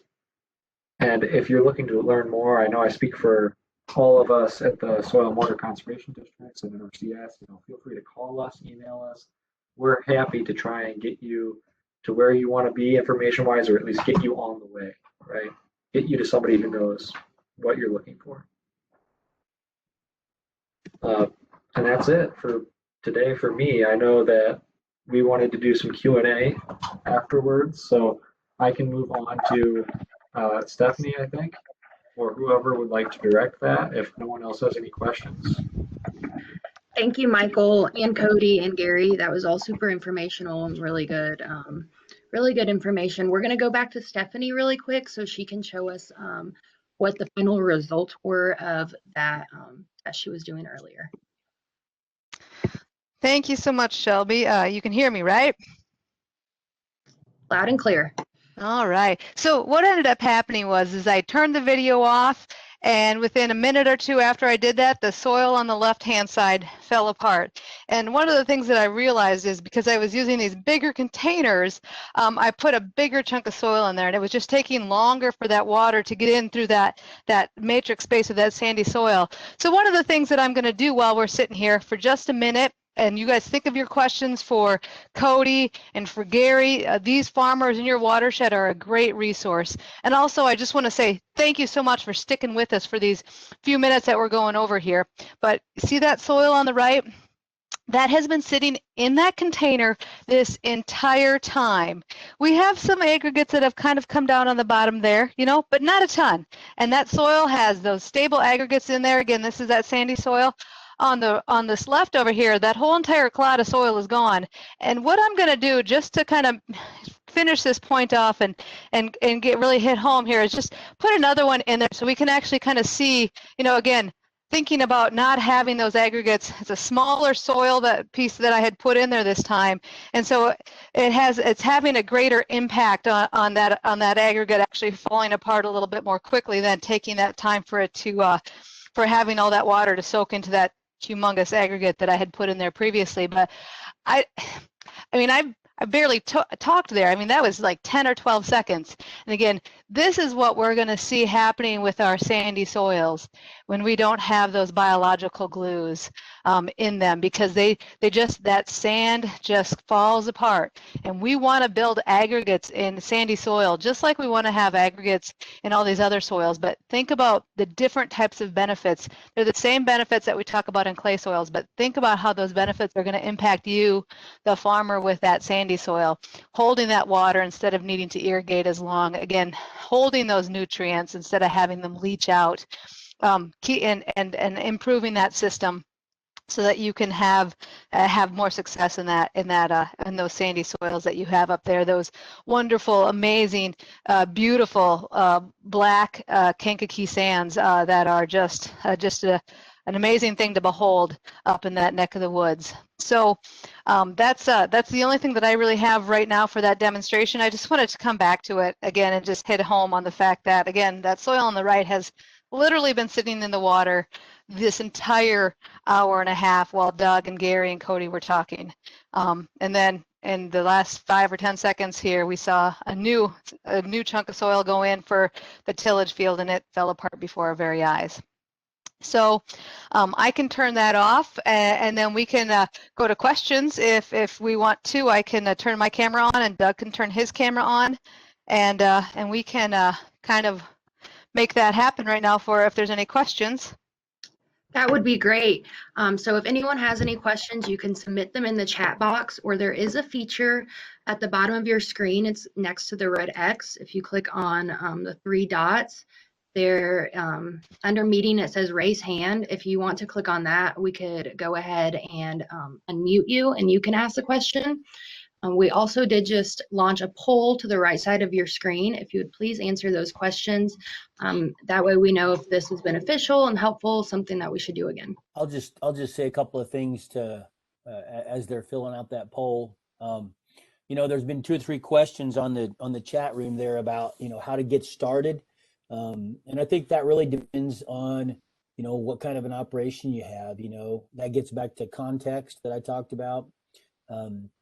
So there's really no, you know, pat certain answer that says this is exactly how you do it. Now we do have kind of a systems approach, actually developed by Barry Fisher, a former NRCS person in Indiana, that developed a really good system to start into soil health regenerative ag with a corn soybean rotation, and I'm sure Stephanie can walk anybody through that. It's just we found that that's just a great it uses basic common sense agronomics. It's fairly easy. It just walks people in step by step. So Yep, and I do think that we have that as a published resource within the state here, and maybe across the country. I'm not sure, Doug, but I will make sure to send that out to Bree and Shelby and Derek, and then and Dwayne, and then they can email it out to the participants today, so that can be a resource that you guys have. I think another thing to kind of comment on, Doug, with that is that, again, if you are thinking about starting out, reach out to the farmers that we're talking today, and again, the other multitude of farmers in that watershed that are implementing the soil health practices on their farms. They want nothing more than to share this with you. They are so excited about the success they're having, but not just the success. Again, it's about the life in the soil, and they're having such amazing success with that. They want to share that with you so that you can kind of build on what they're learning. And then what you have to remember is that, again, that context that Doug hit on. How is it going to work for you? Because again, Cody and Gary are going to talk about how it's worked for them and how they've, from their point of view and how they've incorporated that into their operation. And so then you as a farmer need to think about how do I want this to work for me, and what's my why? Why is this important to me, and how can I make this, how can I get this going? So again, trying to learn as much as you can from Cody and Gary is the best way to get started. I see one question that came in there. Where can I get a soil web test? Generally, that soil web test that I showed is a little bit outdated. The one that we usually recommend today, there's a variety of different places that do them. It's called a PLFA test, a phospholipid fatty acid test, that can really give you a great picture of what the biology in your soil is like. And there's 2 or 3 different places around. I know Regen Ag Labs does those. Ward Labs does those. I don't know, Stephanie, is there anybody in your part of the world, or do you guys get stuff out west too? I'm thinking A&L Labs out of Fort Wayne might do those, but I can't confirm off the top of my head or not. But I think Yeah. Brookside Laboratories, which is in Ohio. Oh, Gary, you had a comment. I'm sorry, I interrupted you. No, I didn't know I was unmuted. Brookside Lab in Ohio, I think, does that as well. And there might be a couple other labs in Illinois and other parts of the country without having to go West River completely. But yeah, there's some labs out here. Yeah, University. PLFA, the PLFA test, phospholipid fatty acid, is what you're looking for. That's generally the easiest. University of Missouri Soil Health Center also does PFLA testing. I had some done just this fall. Yep. Okay, it looks like we have a question in here for Cody from Mark Kingma. How many pounds per acre of rye seed do you blow on with your Hagie? Nice rig, by the way. Yeah, I thanks. agree. Yeah, I like it too. It's pretty awesome. So in the past, we used 50 pounds, regardless if it was going to corn or beans. And I started cutting back to 20, and then I was adding in rapeseed and radishes on beans. But we had problems because we were non-GMO beans. We were using FlexStar, so we're actually switching back. So we have more. We can use more brassicas before corn, but before beans, at least 50. I should probably be putting more, and I think it would be better. And then in the future, we're going to hopefully try roller crimping in the future. We haven't done that yet. To build off one of the things that Cody said, and I can't see the chat box or the question, so if there's another one coming in, interrupt me, Nicole. But I really like how Cody commented on getting that cover crop seeded, before the corn is harvested, to really slow down that mare's tail growth. We know mare's tail grows and germinates in the fall and is a scourge in a lot of our fields. And then again, so he's stopping that weed problem or that issue in the fall, and then that cereal rye grow in the spring. So anything that's going to grow, germinate, and emerge in the spring, he's reducing and eliminating that. So he's providing that beneficial weed control. So thinking about that companion cropping to a certain extent that Doug really hit on is a really important factor to start considering in these systems, especially in the north. If we were going to try to seed all of our cover crops only after harvest, that's into November for our cornfields, which we aren't going to get a lot of growth in the fall with that. Thanks, Stephanie. I have a question for the farmers. In broad terms, what happens with the bottom line when a farmer moves from traditional farming methods to a soil health strategy? Can you repeat that, please? I can. That's a big question. What happens with the bottom line when a farmer moves from the traditional farming methods to a soil health strategy? It's more challenging in Gary's area, Well, I can in tell my you, opinion. as far as I'm concerned, we're spending less money on inputs by far than we used to with conventional tillage. Fertility, fertilizer wise, we're spending less money. We've increased yields. We're able to go with less chemicals. I'm trying something new with beans this year. We'll see how it works. I'm actually going to plant beans green, and I'm going to leave the rye grow. If I'm planting beans when the rye is small, I'm going to let it go 2 or 3 weeks and let the rye get up so I can get weed control out of the rye while the beans are growing, and then come back in and terminate the rye later. They're again trying to pull off more weed control from my cover crop dollars.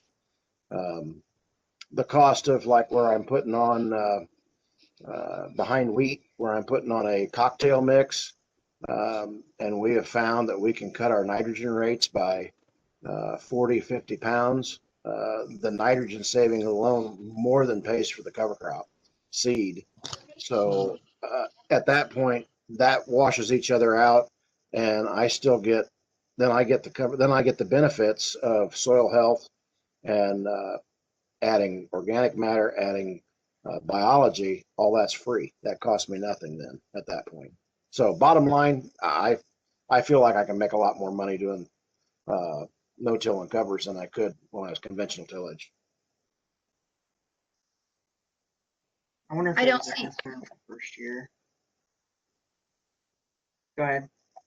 I was going to say, I don't see any more questions in the chat box, but I wanted to give everyone about 1 more minute, or if anyone has a question and they want to take themselves off mute and ask it, you can go for it.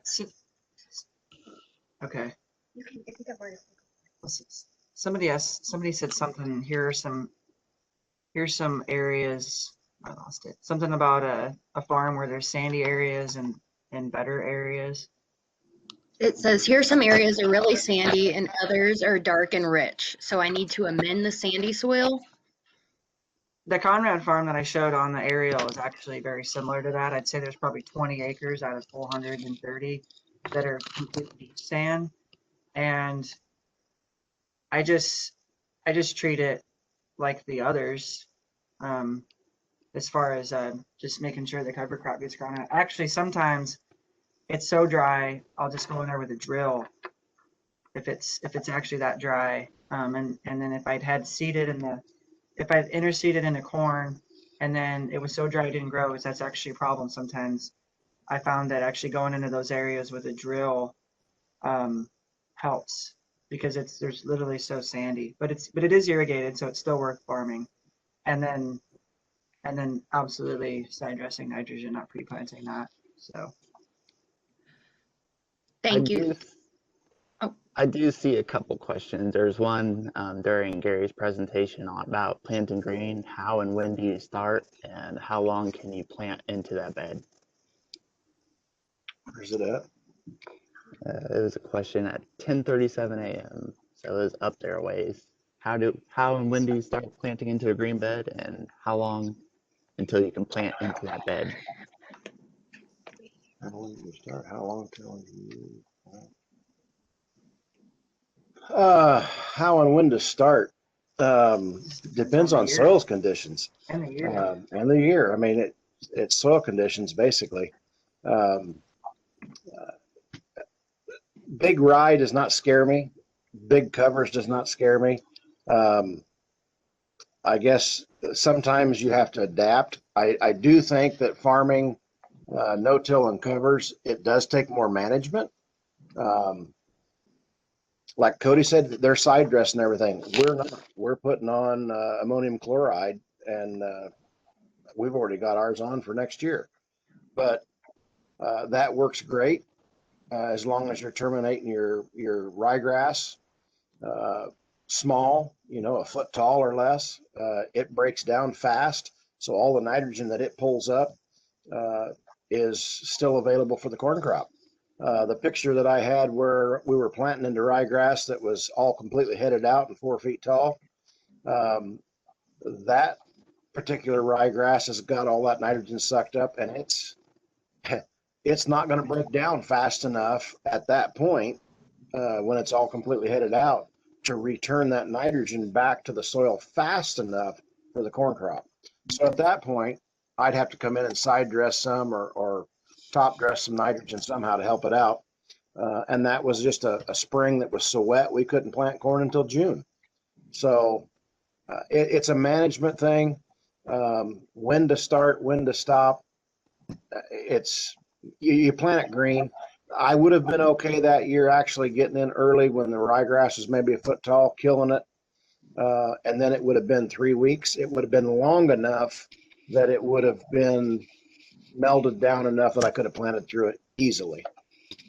That's probably what I should have done, but hindsight's always 20/20.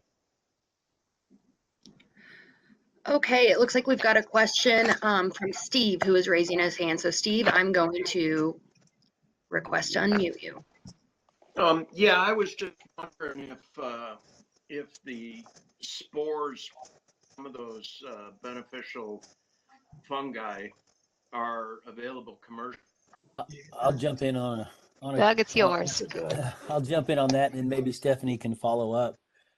That's a good question. I mean, there's a ton of biologicals out there. If you start researching them a little bit, I think sometimes we can get a response from some of them and sometimes not. But here's the deal: there's literally thousands of different organisms in the soil, and so generally, a lot of the most beneficial ones aren't really able to be grown in any type of a laboratory setting. So what's the chances that those 1 or 2 or 3 organisms that they've got in that bugs in a jug that you're going to buy are the exact right organism that you need in your soil? Generally what we find, even if you add some type of a biological, the real problem is you don't have the habitat and the food source in your soil for those biology to continue to live. So their lifespan is going to be very short. Most of our soil the biology in your soil reaches an equilibrium level of organisms with the food and the habitat that you're providing, that you're giving them in less than a season, So if you add more food, a cover crop, if you quit doing tillage, the biology are naturally going to improve on their own. And so I have seen a time or two when people added biology in some type of a spray, but they changed management at the same time. And did it maybe speed the process up? Maybe. But we didn't. I haven't really seen that on a large scale. So most of the time, I'm going to say improve your management first, and the biology will come. Stephanie? Actually, Doug, you did a great job with that. I was going to pull up the Field of Dreams reference there. If you build it, they will come kind of thing. But you kind of hit the nail on the head with that. But I think to delve into that process just a little bit more deeply, at any given time in our soil ecosystem, 90% of the organisms that live there are dormant. They're waiting for a chemical signal from a plant to activate and start doing their job. So again, if you're wondering if you want to supplement your soil with those bug in a jugs, maybe look at trying some of those different cover crops, or diversifying that rotation, or getting different plant roots in the soil, getting different root exudates, and that might be what triggers something that's been dormant in that soil for such a long time to activate and start doing its job. So again, a lot of a lot of that ability to make those improvements, that you hold the key to making that happen, and actually to allowing that to happen. If you can kind of, again, if you build it, those, you'll find out naturally there, just waiting for you to let them start expressing themselves. You got to build a house. You got to give them pore space, and you got to give them something to eat. A home and some food. That's it. That's all I need. Okay, looks like we've got 2 more questions. This one says, hi from Spain. Hi from Spain. Thank you for joining us. Hi. I'm the daughter of a farmer who will one day inherit a farm in Illinois, and I'm trying to educate myself. I'm definitely not a farmer. What advice would you give to someone like me who is trying to convince the older generation who are nearing retirement that making these types of changes are worth it, when to them it may just seem like more work? Wow. Gary, I think you should answer that question as the father of how many daughters? 9 daughters. I mean, your next generation is so important and essential to you. You're speaking to the next generation right now. So I think you should take this one. Thanks, Stephanie. I guess the biggest thing is try to show them something like this, because like I said, one of the biggest things that kind of got me going was looking at those yield maps and knowing that I actually had ground that had been not farmed, had been in bluegrass pasture for over 100 years, seeing what that ground does 22 years after it was taken out of pasture and into tillage, and still has that much more soil health than the ground right across the fence from it. That should open people's eyes that say, you know, we've got to get this soil back to what it used to be, because it will produce more and it is healthier than it will now after all this tillage. And also just seeing like the slake test that you did on the stuff there behind the house. That stuff on the right that was so well aggregated, that soil has only been intensively cover crop for 5 years. And of course that was a corn, bean, wheat rotation with a diverse, 13-way cover crop mix behind the wheat, cereal rye after corn stalks going to beans, and ryegrass and trit going ahead of corn after bean stubble. So in 5 years, we could see that big of a change. It's not too late to start.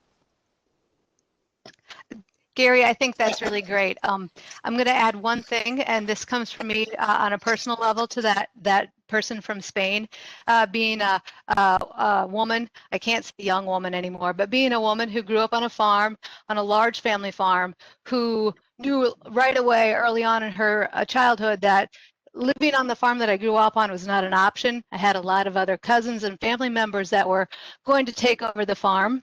And so I ended up leaving, but I take such great joy in working with farmers that are doing this. It's really impressing upon your parents or that generation before you the legacy that they're leaving you, because that's why so many people want to pass their land onto their children, because they see this as their legacy. So then reaching out to them and just asking them what they want their legacy to be when they give it to you. Do they want a resource that's degraded to be passed on to you?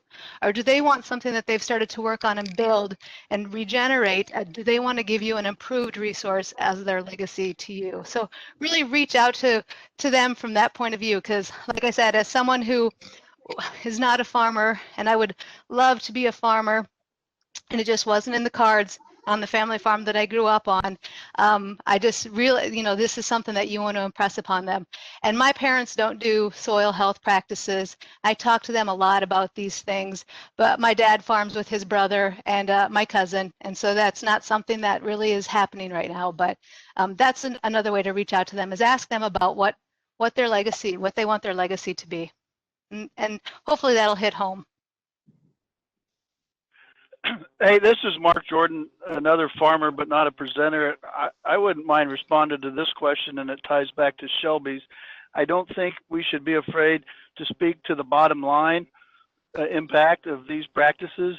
They can be immediate. The systems can be employed to pay for themselves immediately. We farm both livestock and corn and soybeans. We've got 250 head of beef cattle. The cover crops pay for themselves, and cattle feed, the soil health comes free. We put hay out for the first time after our 9-inch snow this year. We haven't had to feed cows anything. We get our cows out as soon as the combine is off the first field. Cover crops are flowing on, all the corn's still standing. And we haven't even been on all of our fields yet. So as the snow melts and the warms up in March, we'll be back on to even bigger cover crops for the cows. So systems pay for themselves, depending on how you deploy them. It sounds like a lot of these guys are making them pay for themselves right away. And sometimes I think we're afraid that we have to get past the extra cost in the first few years, but in my mind, they can pay for themselves immediately.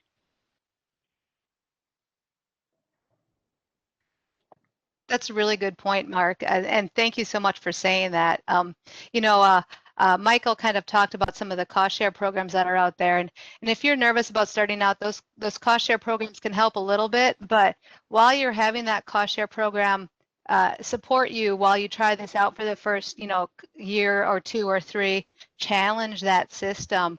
Don't play it safe with those cover crops. If that net is there, really, try to learn as much as you can and add that diversity to that system.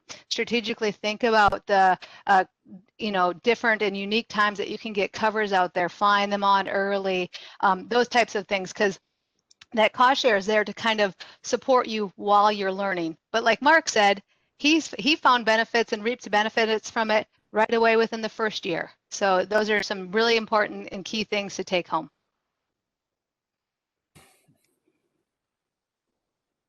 Thanks, Stephanie, Doug, Mark, and Gary for answering that. We have another question in the chat. So while we were out in a field in the Kankakee area, we were looking at that field where we had some thick organic matter, and then it strictly changes over to the beach sand. This person was talking about how the first 3 inches on their property is the dark organic matter sand, and then it switches over to beach sand, and they're looking to increase the organic matter, and they've tried growing clover and different types of grasses in the soil, but is having issues with retaining moisture. So is there any species that would be increasing the organic matter in that soil? Doug, I think we might have talked about this question or put some responses in the chat box about that one while we were watching it. But for that person, we were kind of strategizing on trying to do some frost seeding or early season cover crop seeding when the water table in those sands is still pretty high. Get some oats and field peas and some other things growing in there, maybe a clover, and get them to grow pretty early in the spring and see if we can get some roots in that soil and get some things growing. And hopefully by the time it starts to dry out, maybe those plant roots have gotten deeper down into the soil. And I'm not sure what the goal is for those other acres, if it's going to be planted to a crop or not after those cover crops are there. But, mulch is so important on those sandy soils. Doug pointed it out in his comment. The reason why that 3 inches of organic matter is there in the forest is because of all those leaves falling off those trees and landing there and building up that organic matter in the soil surface. It's broken down and immediately taken up by that tree and put into that tree as biomass. So trying to get mulches and covers in there. Doug, Cody, you guys with soils, any other thoughts? I'll throw a couple things in. I've done a bunch of work with sandy soils in the Missouri Mississippi River, particularly in the Boot Heel of Missouri, where we go. It sounds like it's a lot like you guys. We have one side of the road, it's heavy clay, and the other side of the road, it's pure sand. And so I know in one of the comments there that somebody mentioned amending sands, and so generally, when I think of that, I think the very best thing you can do to those sandy soils is to get carbon in there. We have to build our water holding capacity in those sands more than anything else.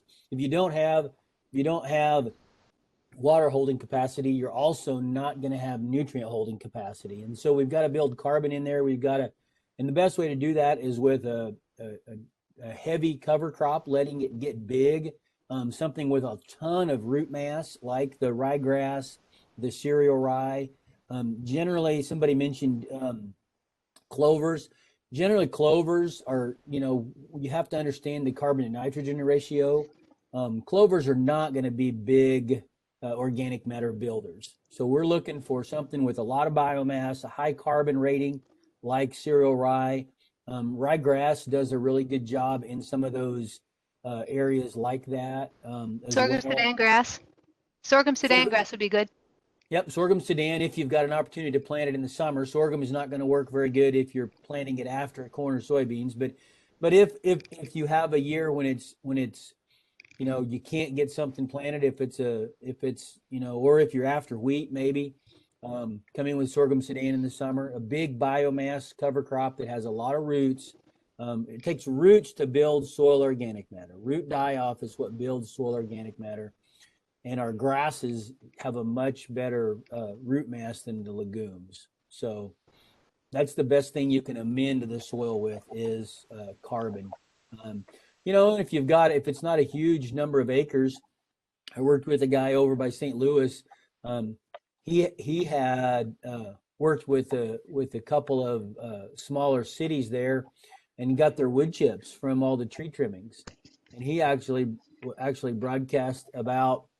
Oh man, I don't remember. It was 3 or 4 yards of, as in cubic yards, 3 or 4 cubic yards on 5,000 or 6,000 square feet. It wasn't a solid layer, but boy, I tell you what, he turned some pretty sandy soils into pretty decent soils because he added a huge carbon source. Great, thanks for that information, Doug. Nicole, you've got your hand raised, so I'm going to go ahead and unmute you. Yeah, I just wanted to kind of going back to Monica's question about how she's inheriting a farm, and then some of the issues that Stephanie raised with, women in farms. And I wanted to put out there that one of the things that soil and water conservation districts do, not all of us, but many of us do, offer these things called women's learning circles. And we address these kinds of issues. Like, I'm a woman, I'm going to inherit a farm, I'm not a farmer. How do I make sure that, my investment is prepared well for me before I get it? Or once I do get it, how do I deal with, tenant farmers and that type of thing? So I would say, Monica, keep an eye out for those. I know that I'm going to be hosting one in June. We're going to probably be doing something virtually, so you should be able to attend from Spain if it works with your time zone.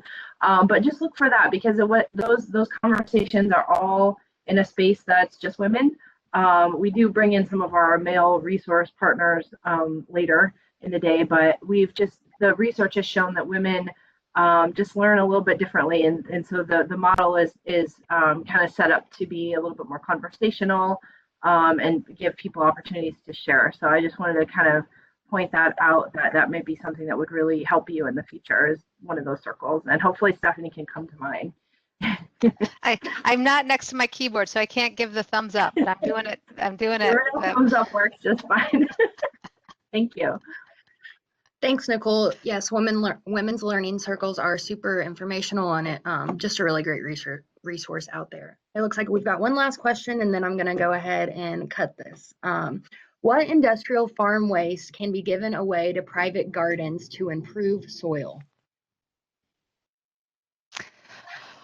Oh, none of us are really jumping to answer that question. Doug, do you have any thoughts on that one? Well, I mean, if it's a feedlot, they could have manure. It kind of depends on how that feedlot is. Sometimes you can end up with some pharmaceuticals in some feedlot waste. Waste hay, if it's from you could add hay to and I don't know that I would call that a waste, but ideally we would, even on a larger, industrial type farm, commodity farm, we'd like to see all of their material go right back into it. So I don't know that anything is waste, but there's a lot of things that you can add, to a garden. grass clippings. You know, if you can talk to anybody that mows their yard, and that you know, depending on where those clippings come from, some yards have a lot of chemicals sprayed on them. So grass clippings are they break down really quick. They have a great C to N ratio, so they can improve a garden really fast. I use alfalfa as a mulch for my garden because it does break down so fast. So you know, the other thing, again, like farm sources for like industrial products, horse manure is a great one, because again, that's usually has some type of a bedding in it. And then if the biggest thing is you'd want to talk to, say, like your city department if they have any other type of products. But if you are starting to look at industrial waste, or say sludge applications or things like that, you're really going to want to get tests from the places that are doing that. And I don't necessarily know if I would be comfortable putting vegetable crops into fields that have some type of sludge or other products applied to them. But like Doug says, looking at some of the things that you have in your own backyard or your neighbor's backyard. Having moved here from southwestern Minnesota, native prairie areas, you know, we had some trees, but nothing like here.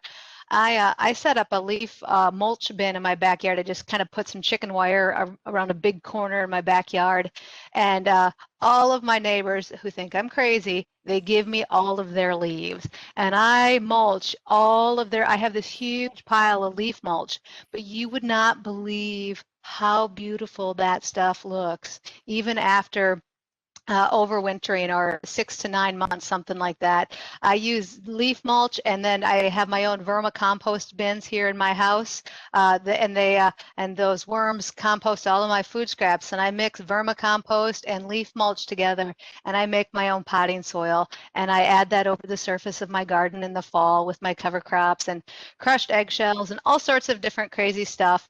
If you're ever looking for, say, coffee for worm bins, or adding coffee to your leaf mulch to change some of that carbon to nitrogen ratio, you would not believe the 5-gallon buckets of coffee you can get from Starbucks. You give them a bucket with your name and phone number on it, and they call you when it's full, and you got coffee grounds that you can use in compost. Or coffee grounds are great even to put on the surface of the soil. Worms will love it. They will come to the surface and pull that into the soil. So, you know, that's another great product, industrial type product, coffee grounds. You can get that from just about anywhere.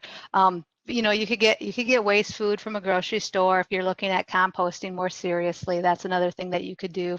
Scraps, you know, rotten vegetables and things like that.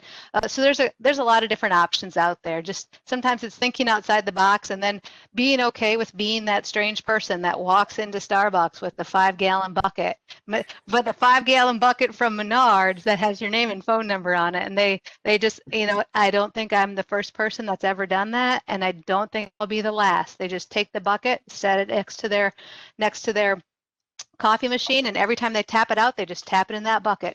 So that worked really well for me. Stephanie, I just have one really quick question. When you put out that coffee, how do the worms react to that? I mean, do they just like vibrate with all that caffeine? I'm not really sure. I've not really seen them really vibrate with the caffeine, but you know, if the concern is, say, the acid or the pH or other things like that, after water has run through coffee, it's pretty much neutral. But it's when I have, say, dead spots in my backyard and my lawn, or I've done this in my parents' house and they think I'm just strange, but if you take coffee out of the coffee filter, and when it's after you've used it, right, and you dump it on that spot, within a week or so, it's puckered up, the earthworms have pulled stuff through there, and the grass will start to grow back in that area. So it's just a way to kind of get them to want to go to that area and pull that into the soil. But you know, maybe they're just like we are. They just need their caffeine fix every day as well. Great, thank you. Thanks. I don't see any more questions, so I'm going to go ahead and end this. I wanted to once again thank our sponsors, the Isaak Walton League of America, Natural Resources Conservation Services, Understanding Ag, and the Lower Kankakee Watershed Initiative. you have any questions, please feel free to reach out to us. Like I said, if you want to follow both Jasper and Newton counties on Facebook, we have we post all of our upcoming events there and any current things going on within the county. And I want to thank you all again for attending. This was a really great event, and hopefully we can see you soon. Thank you.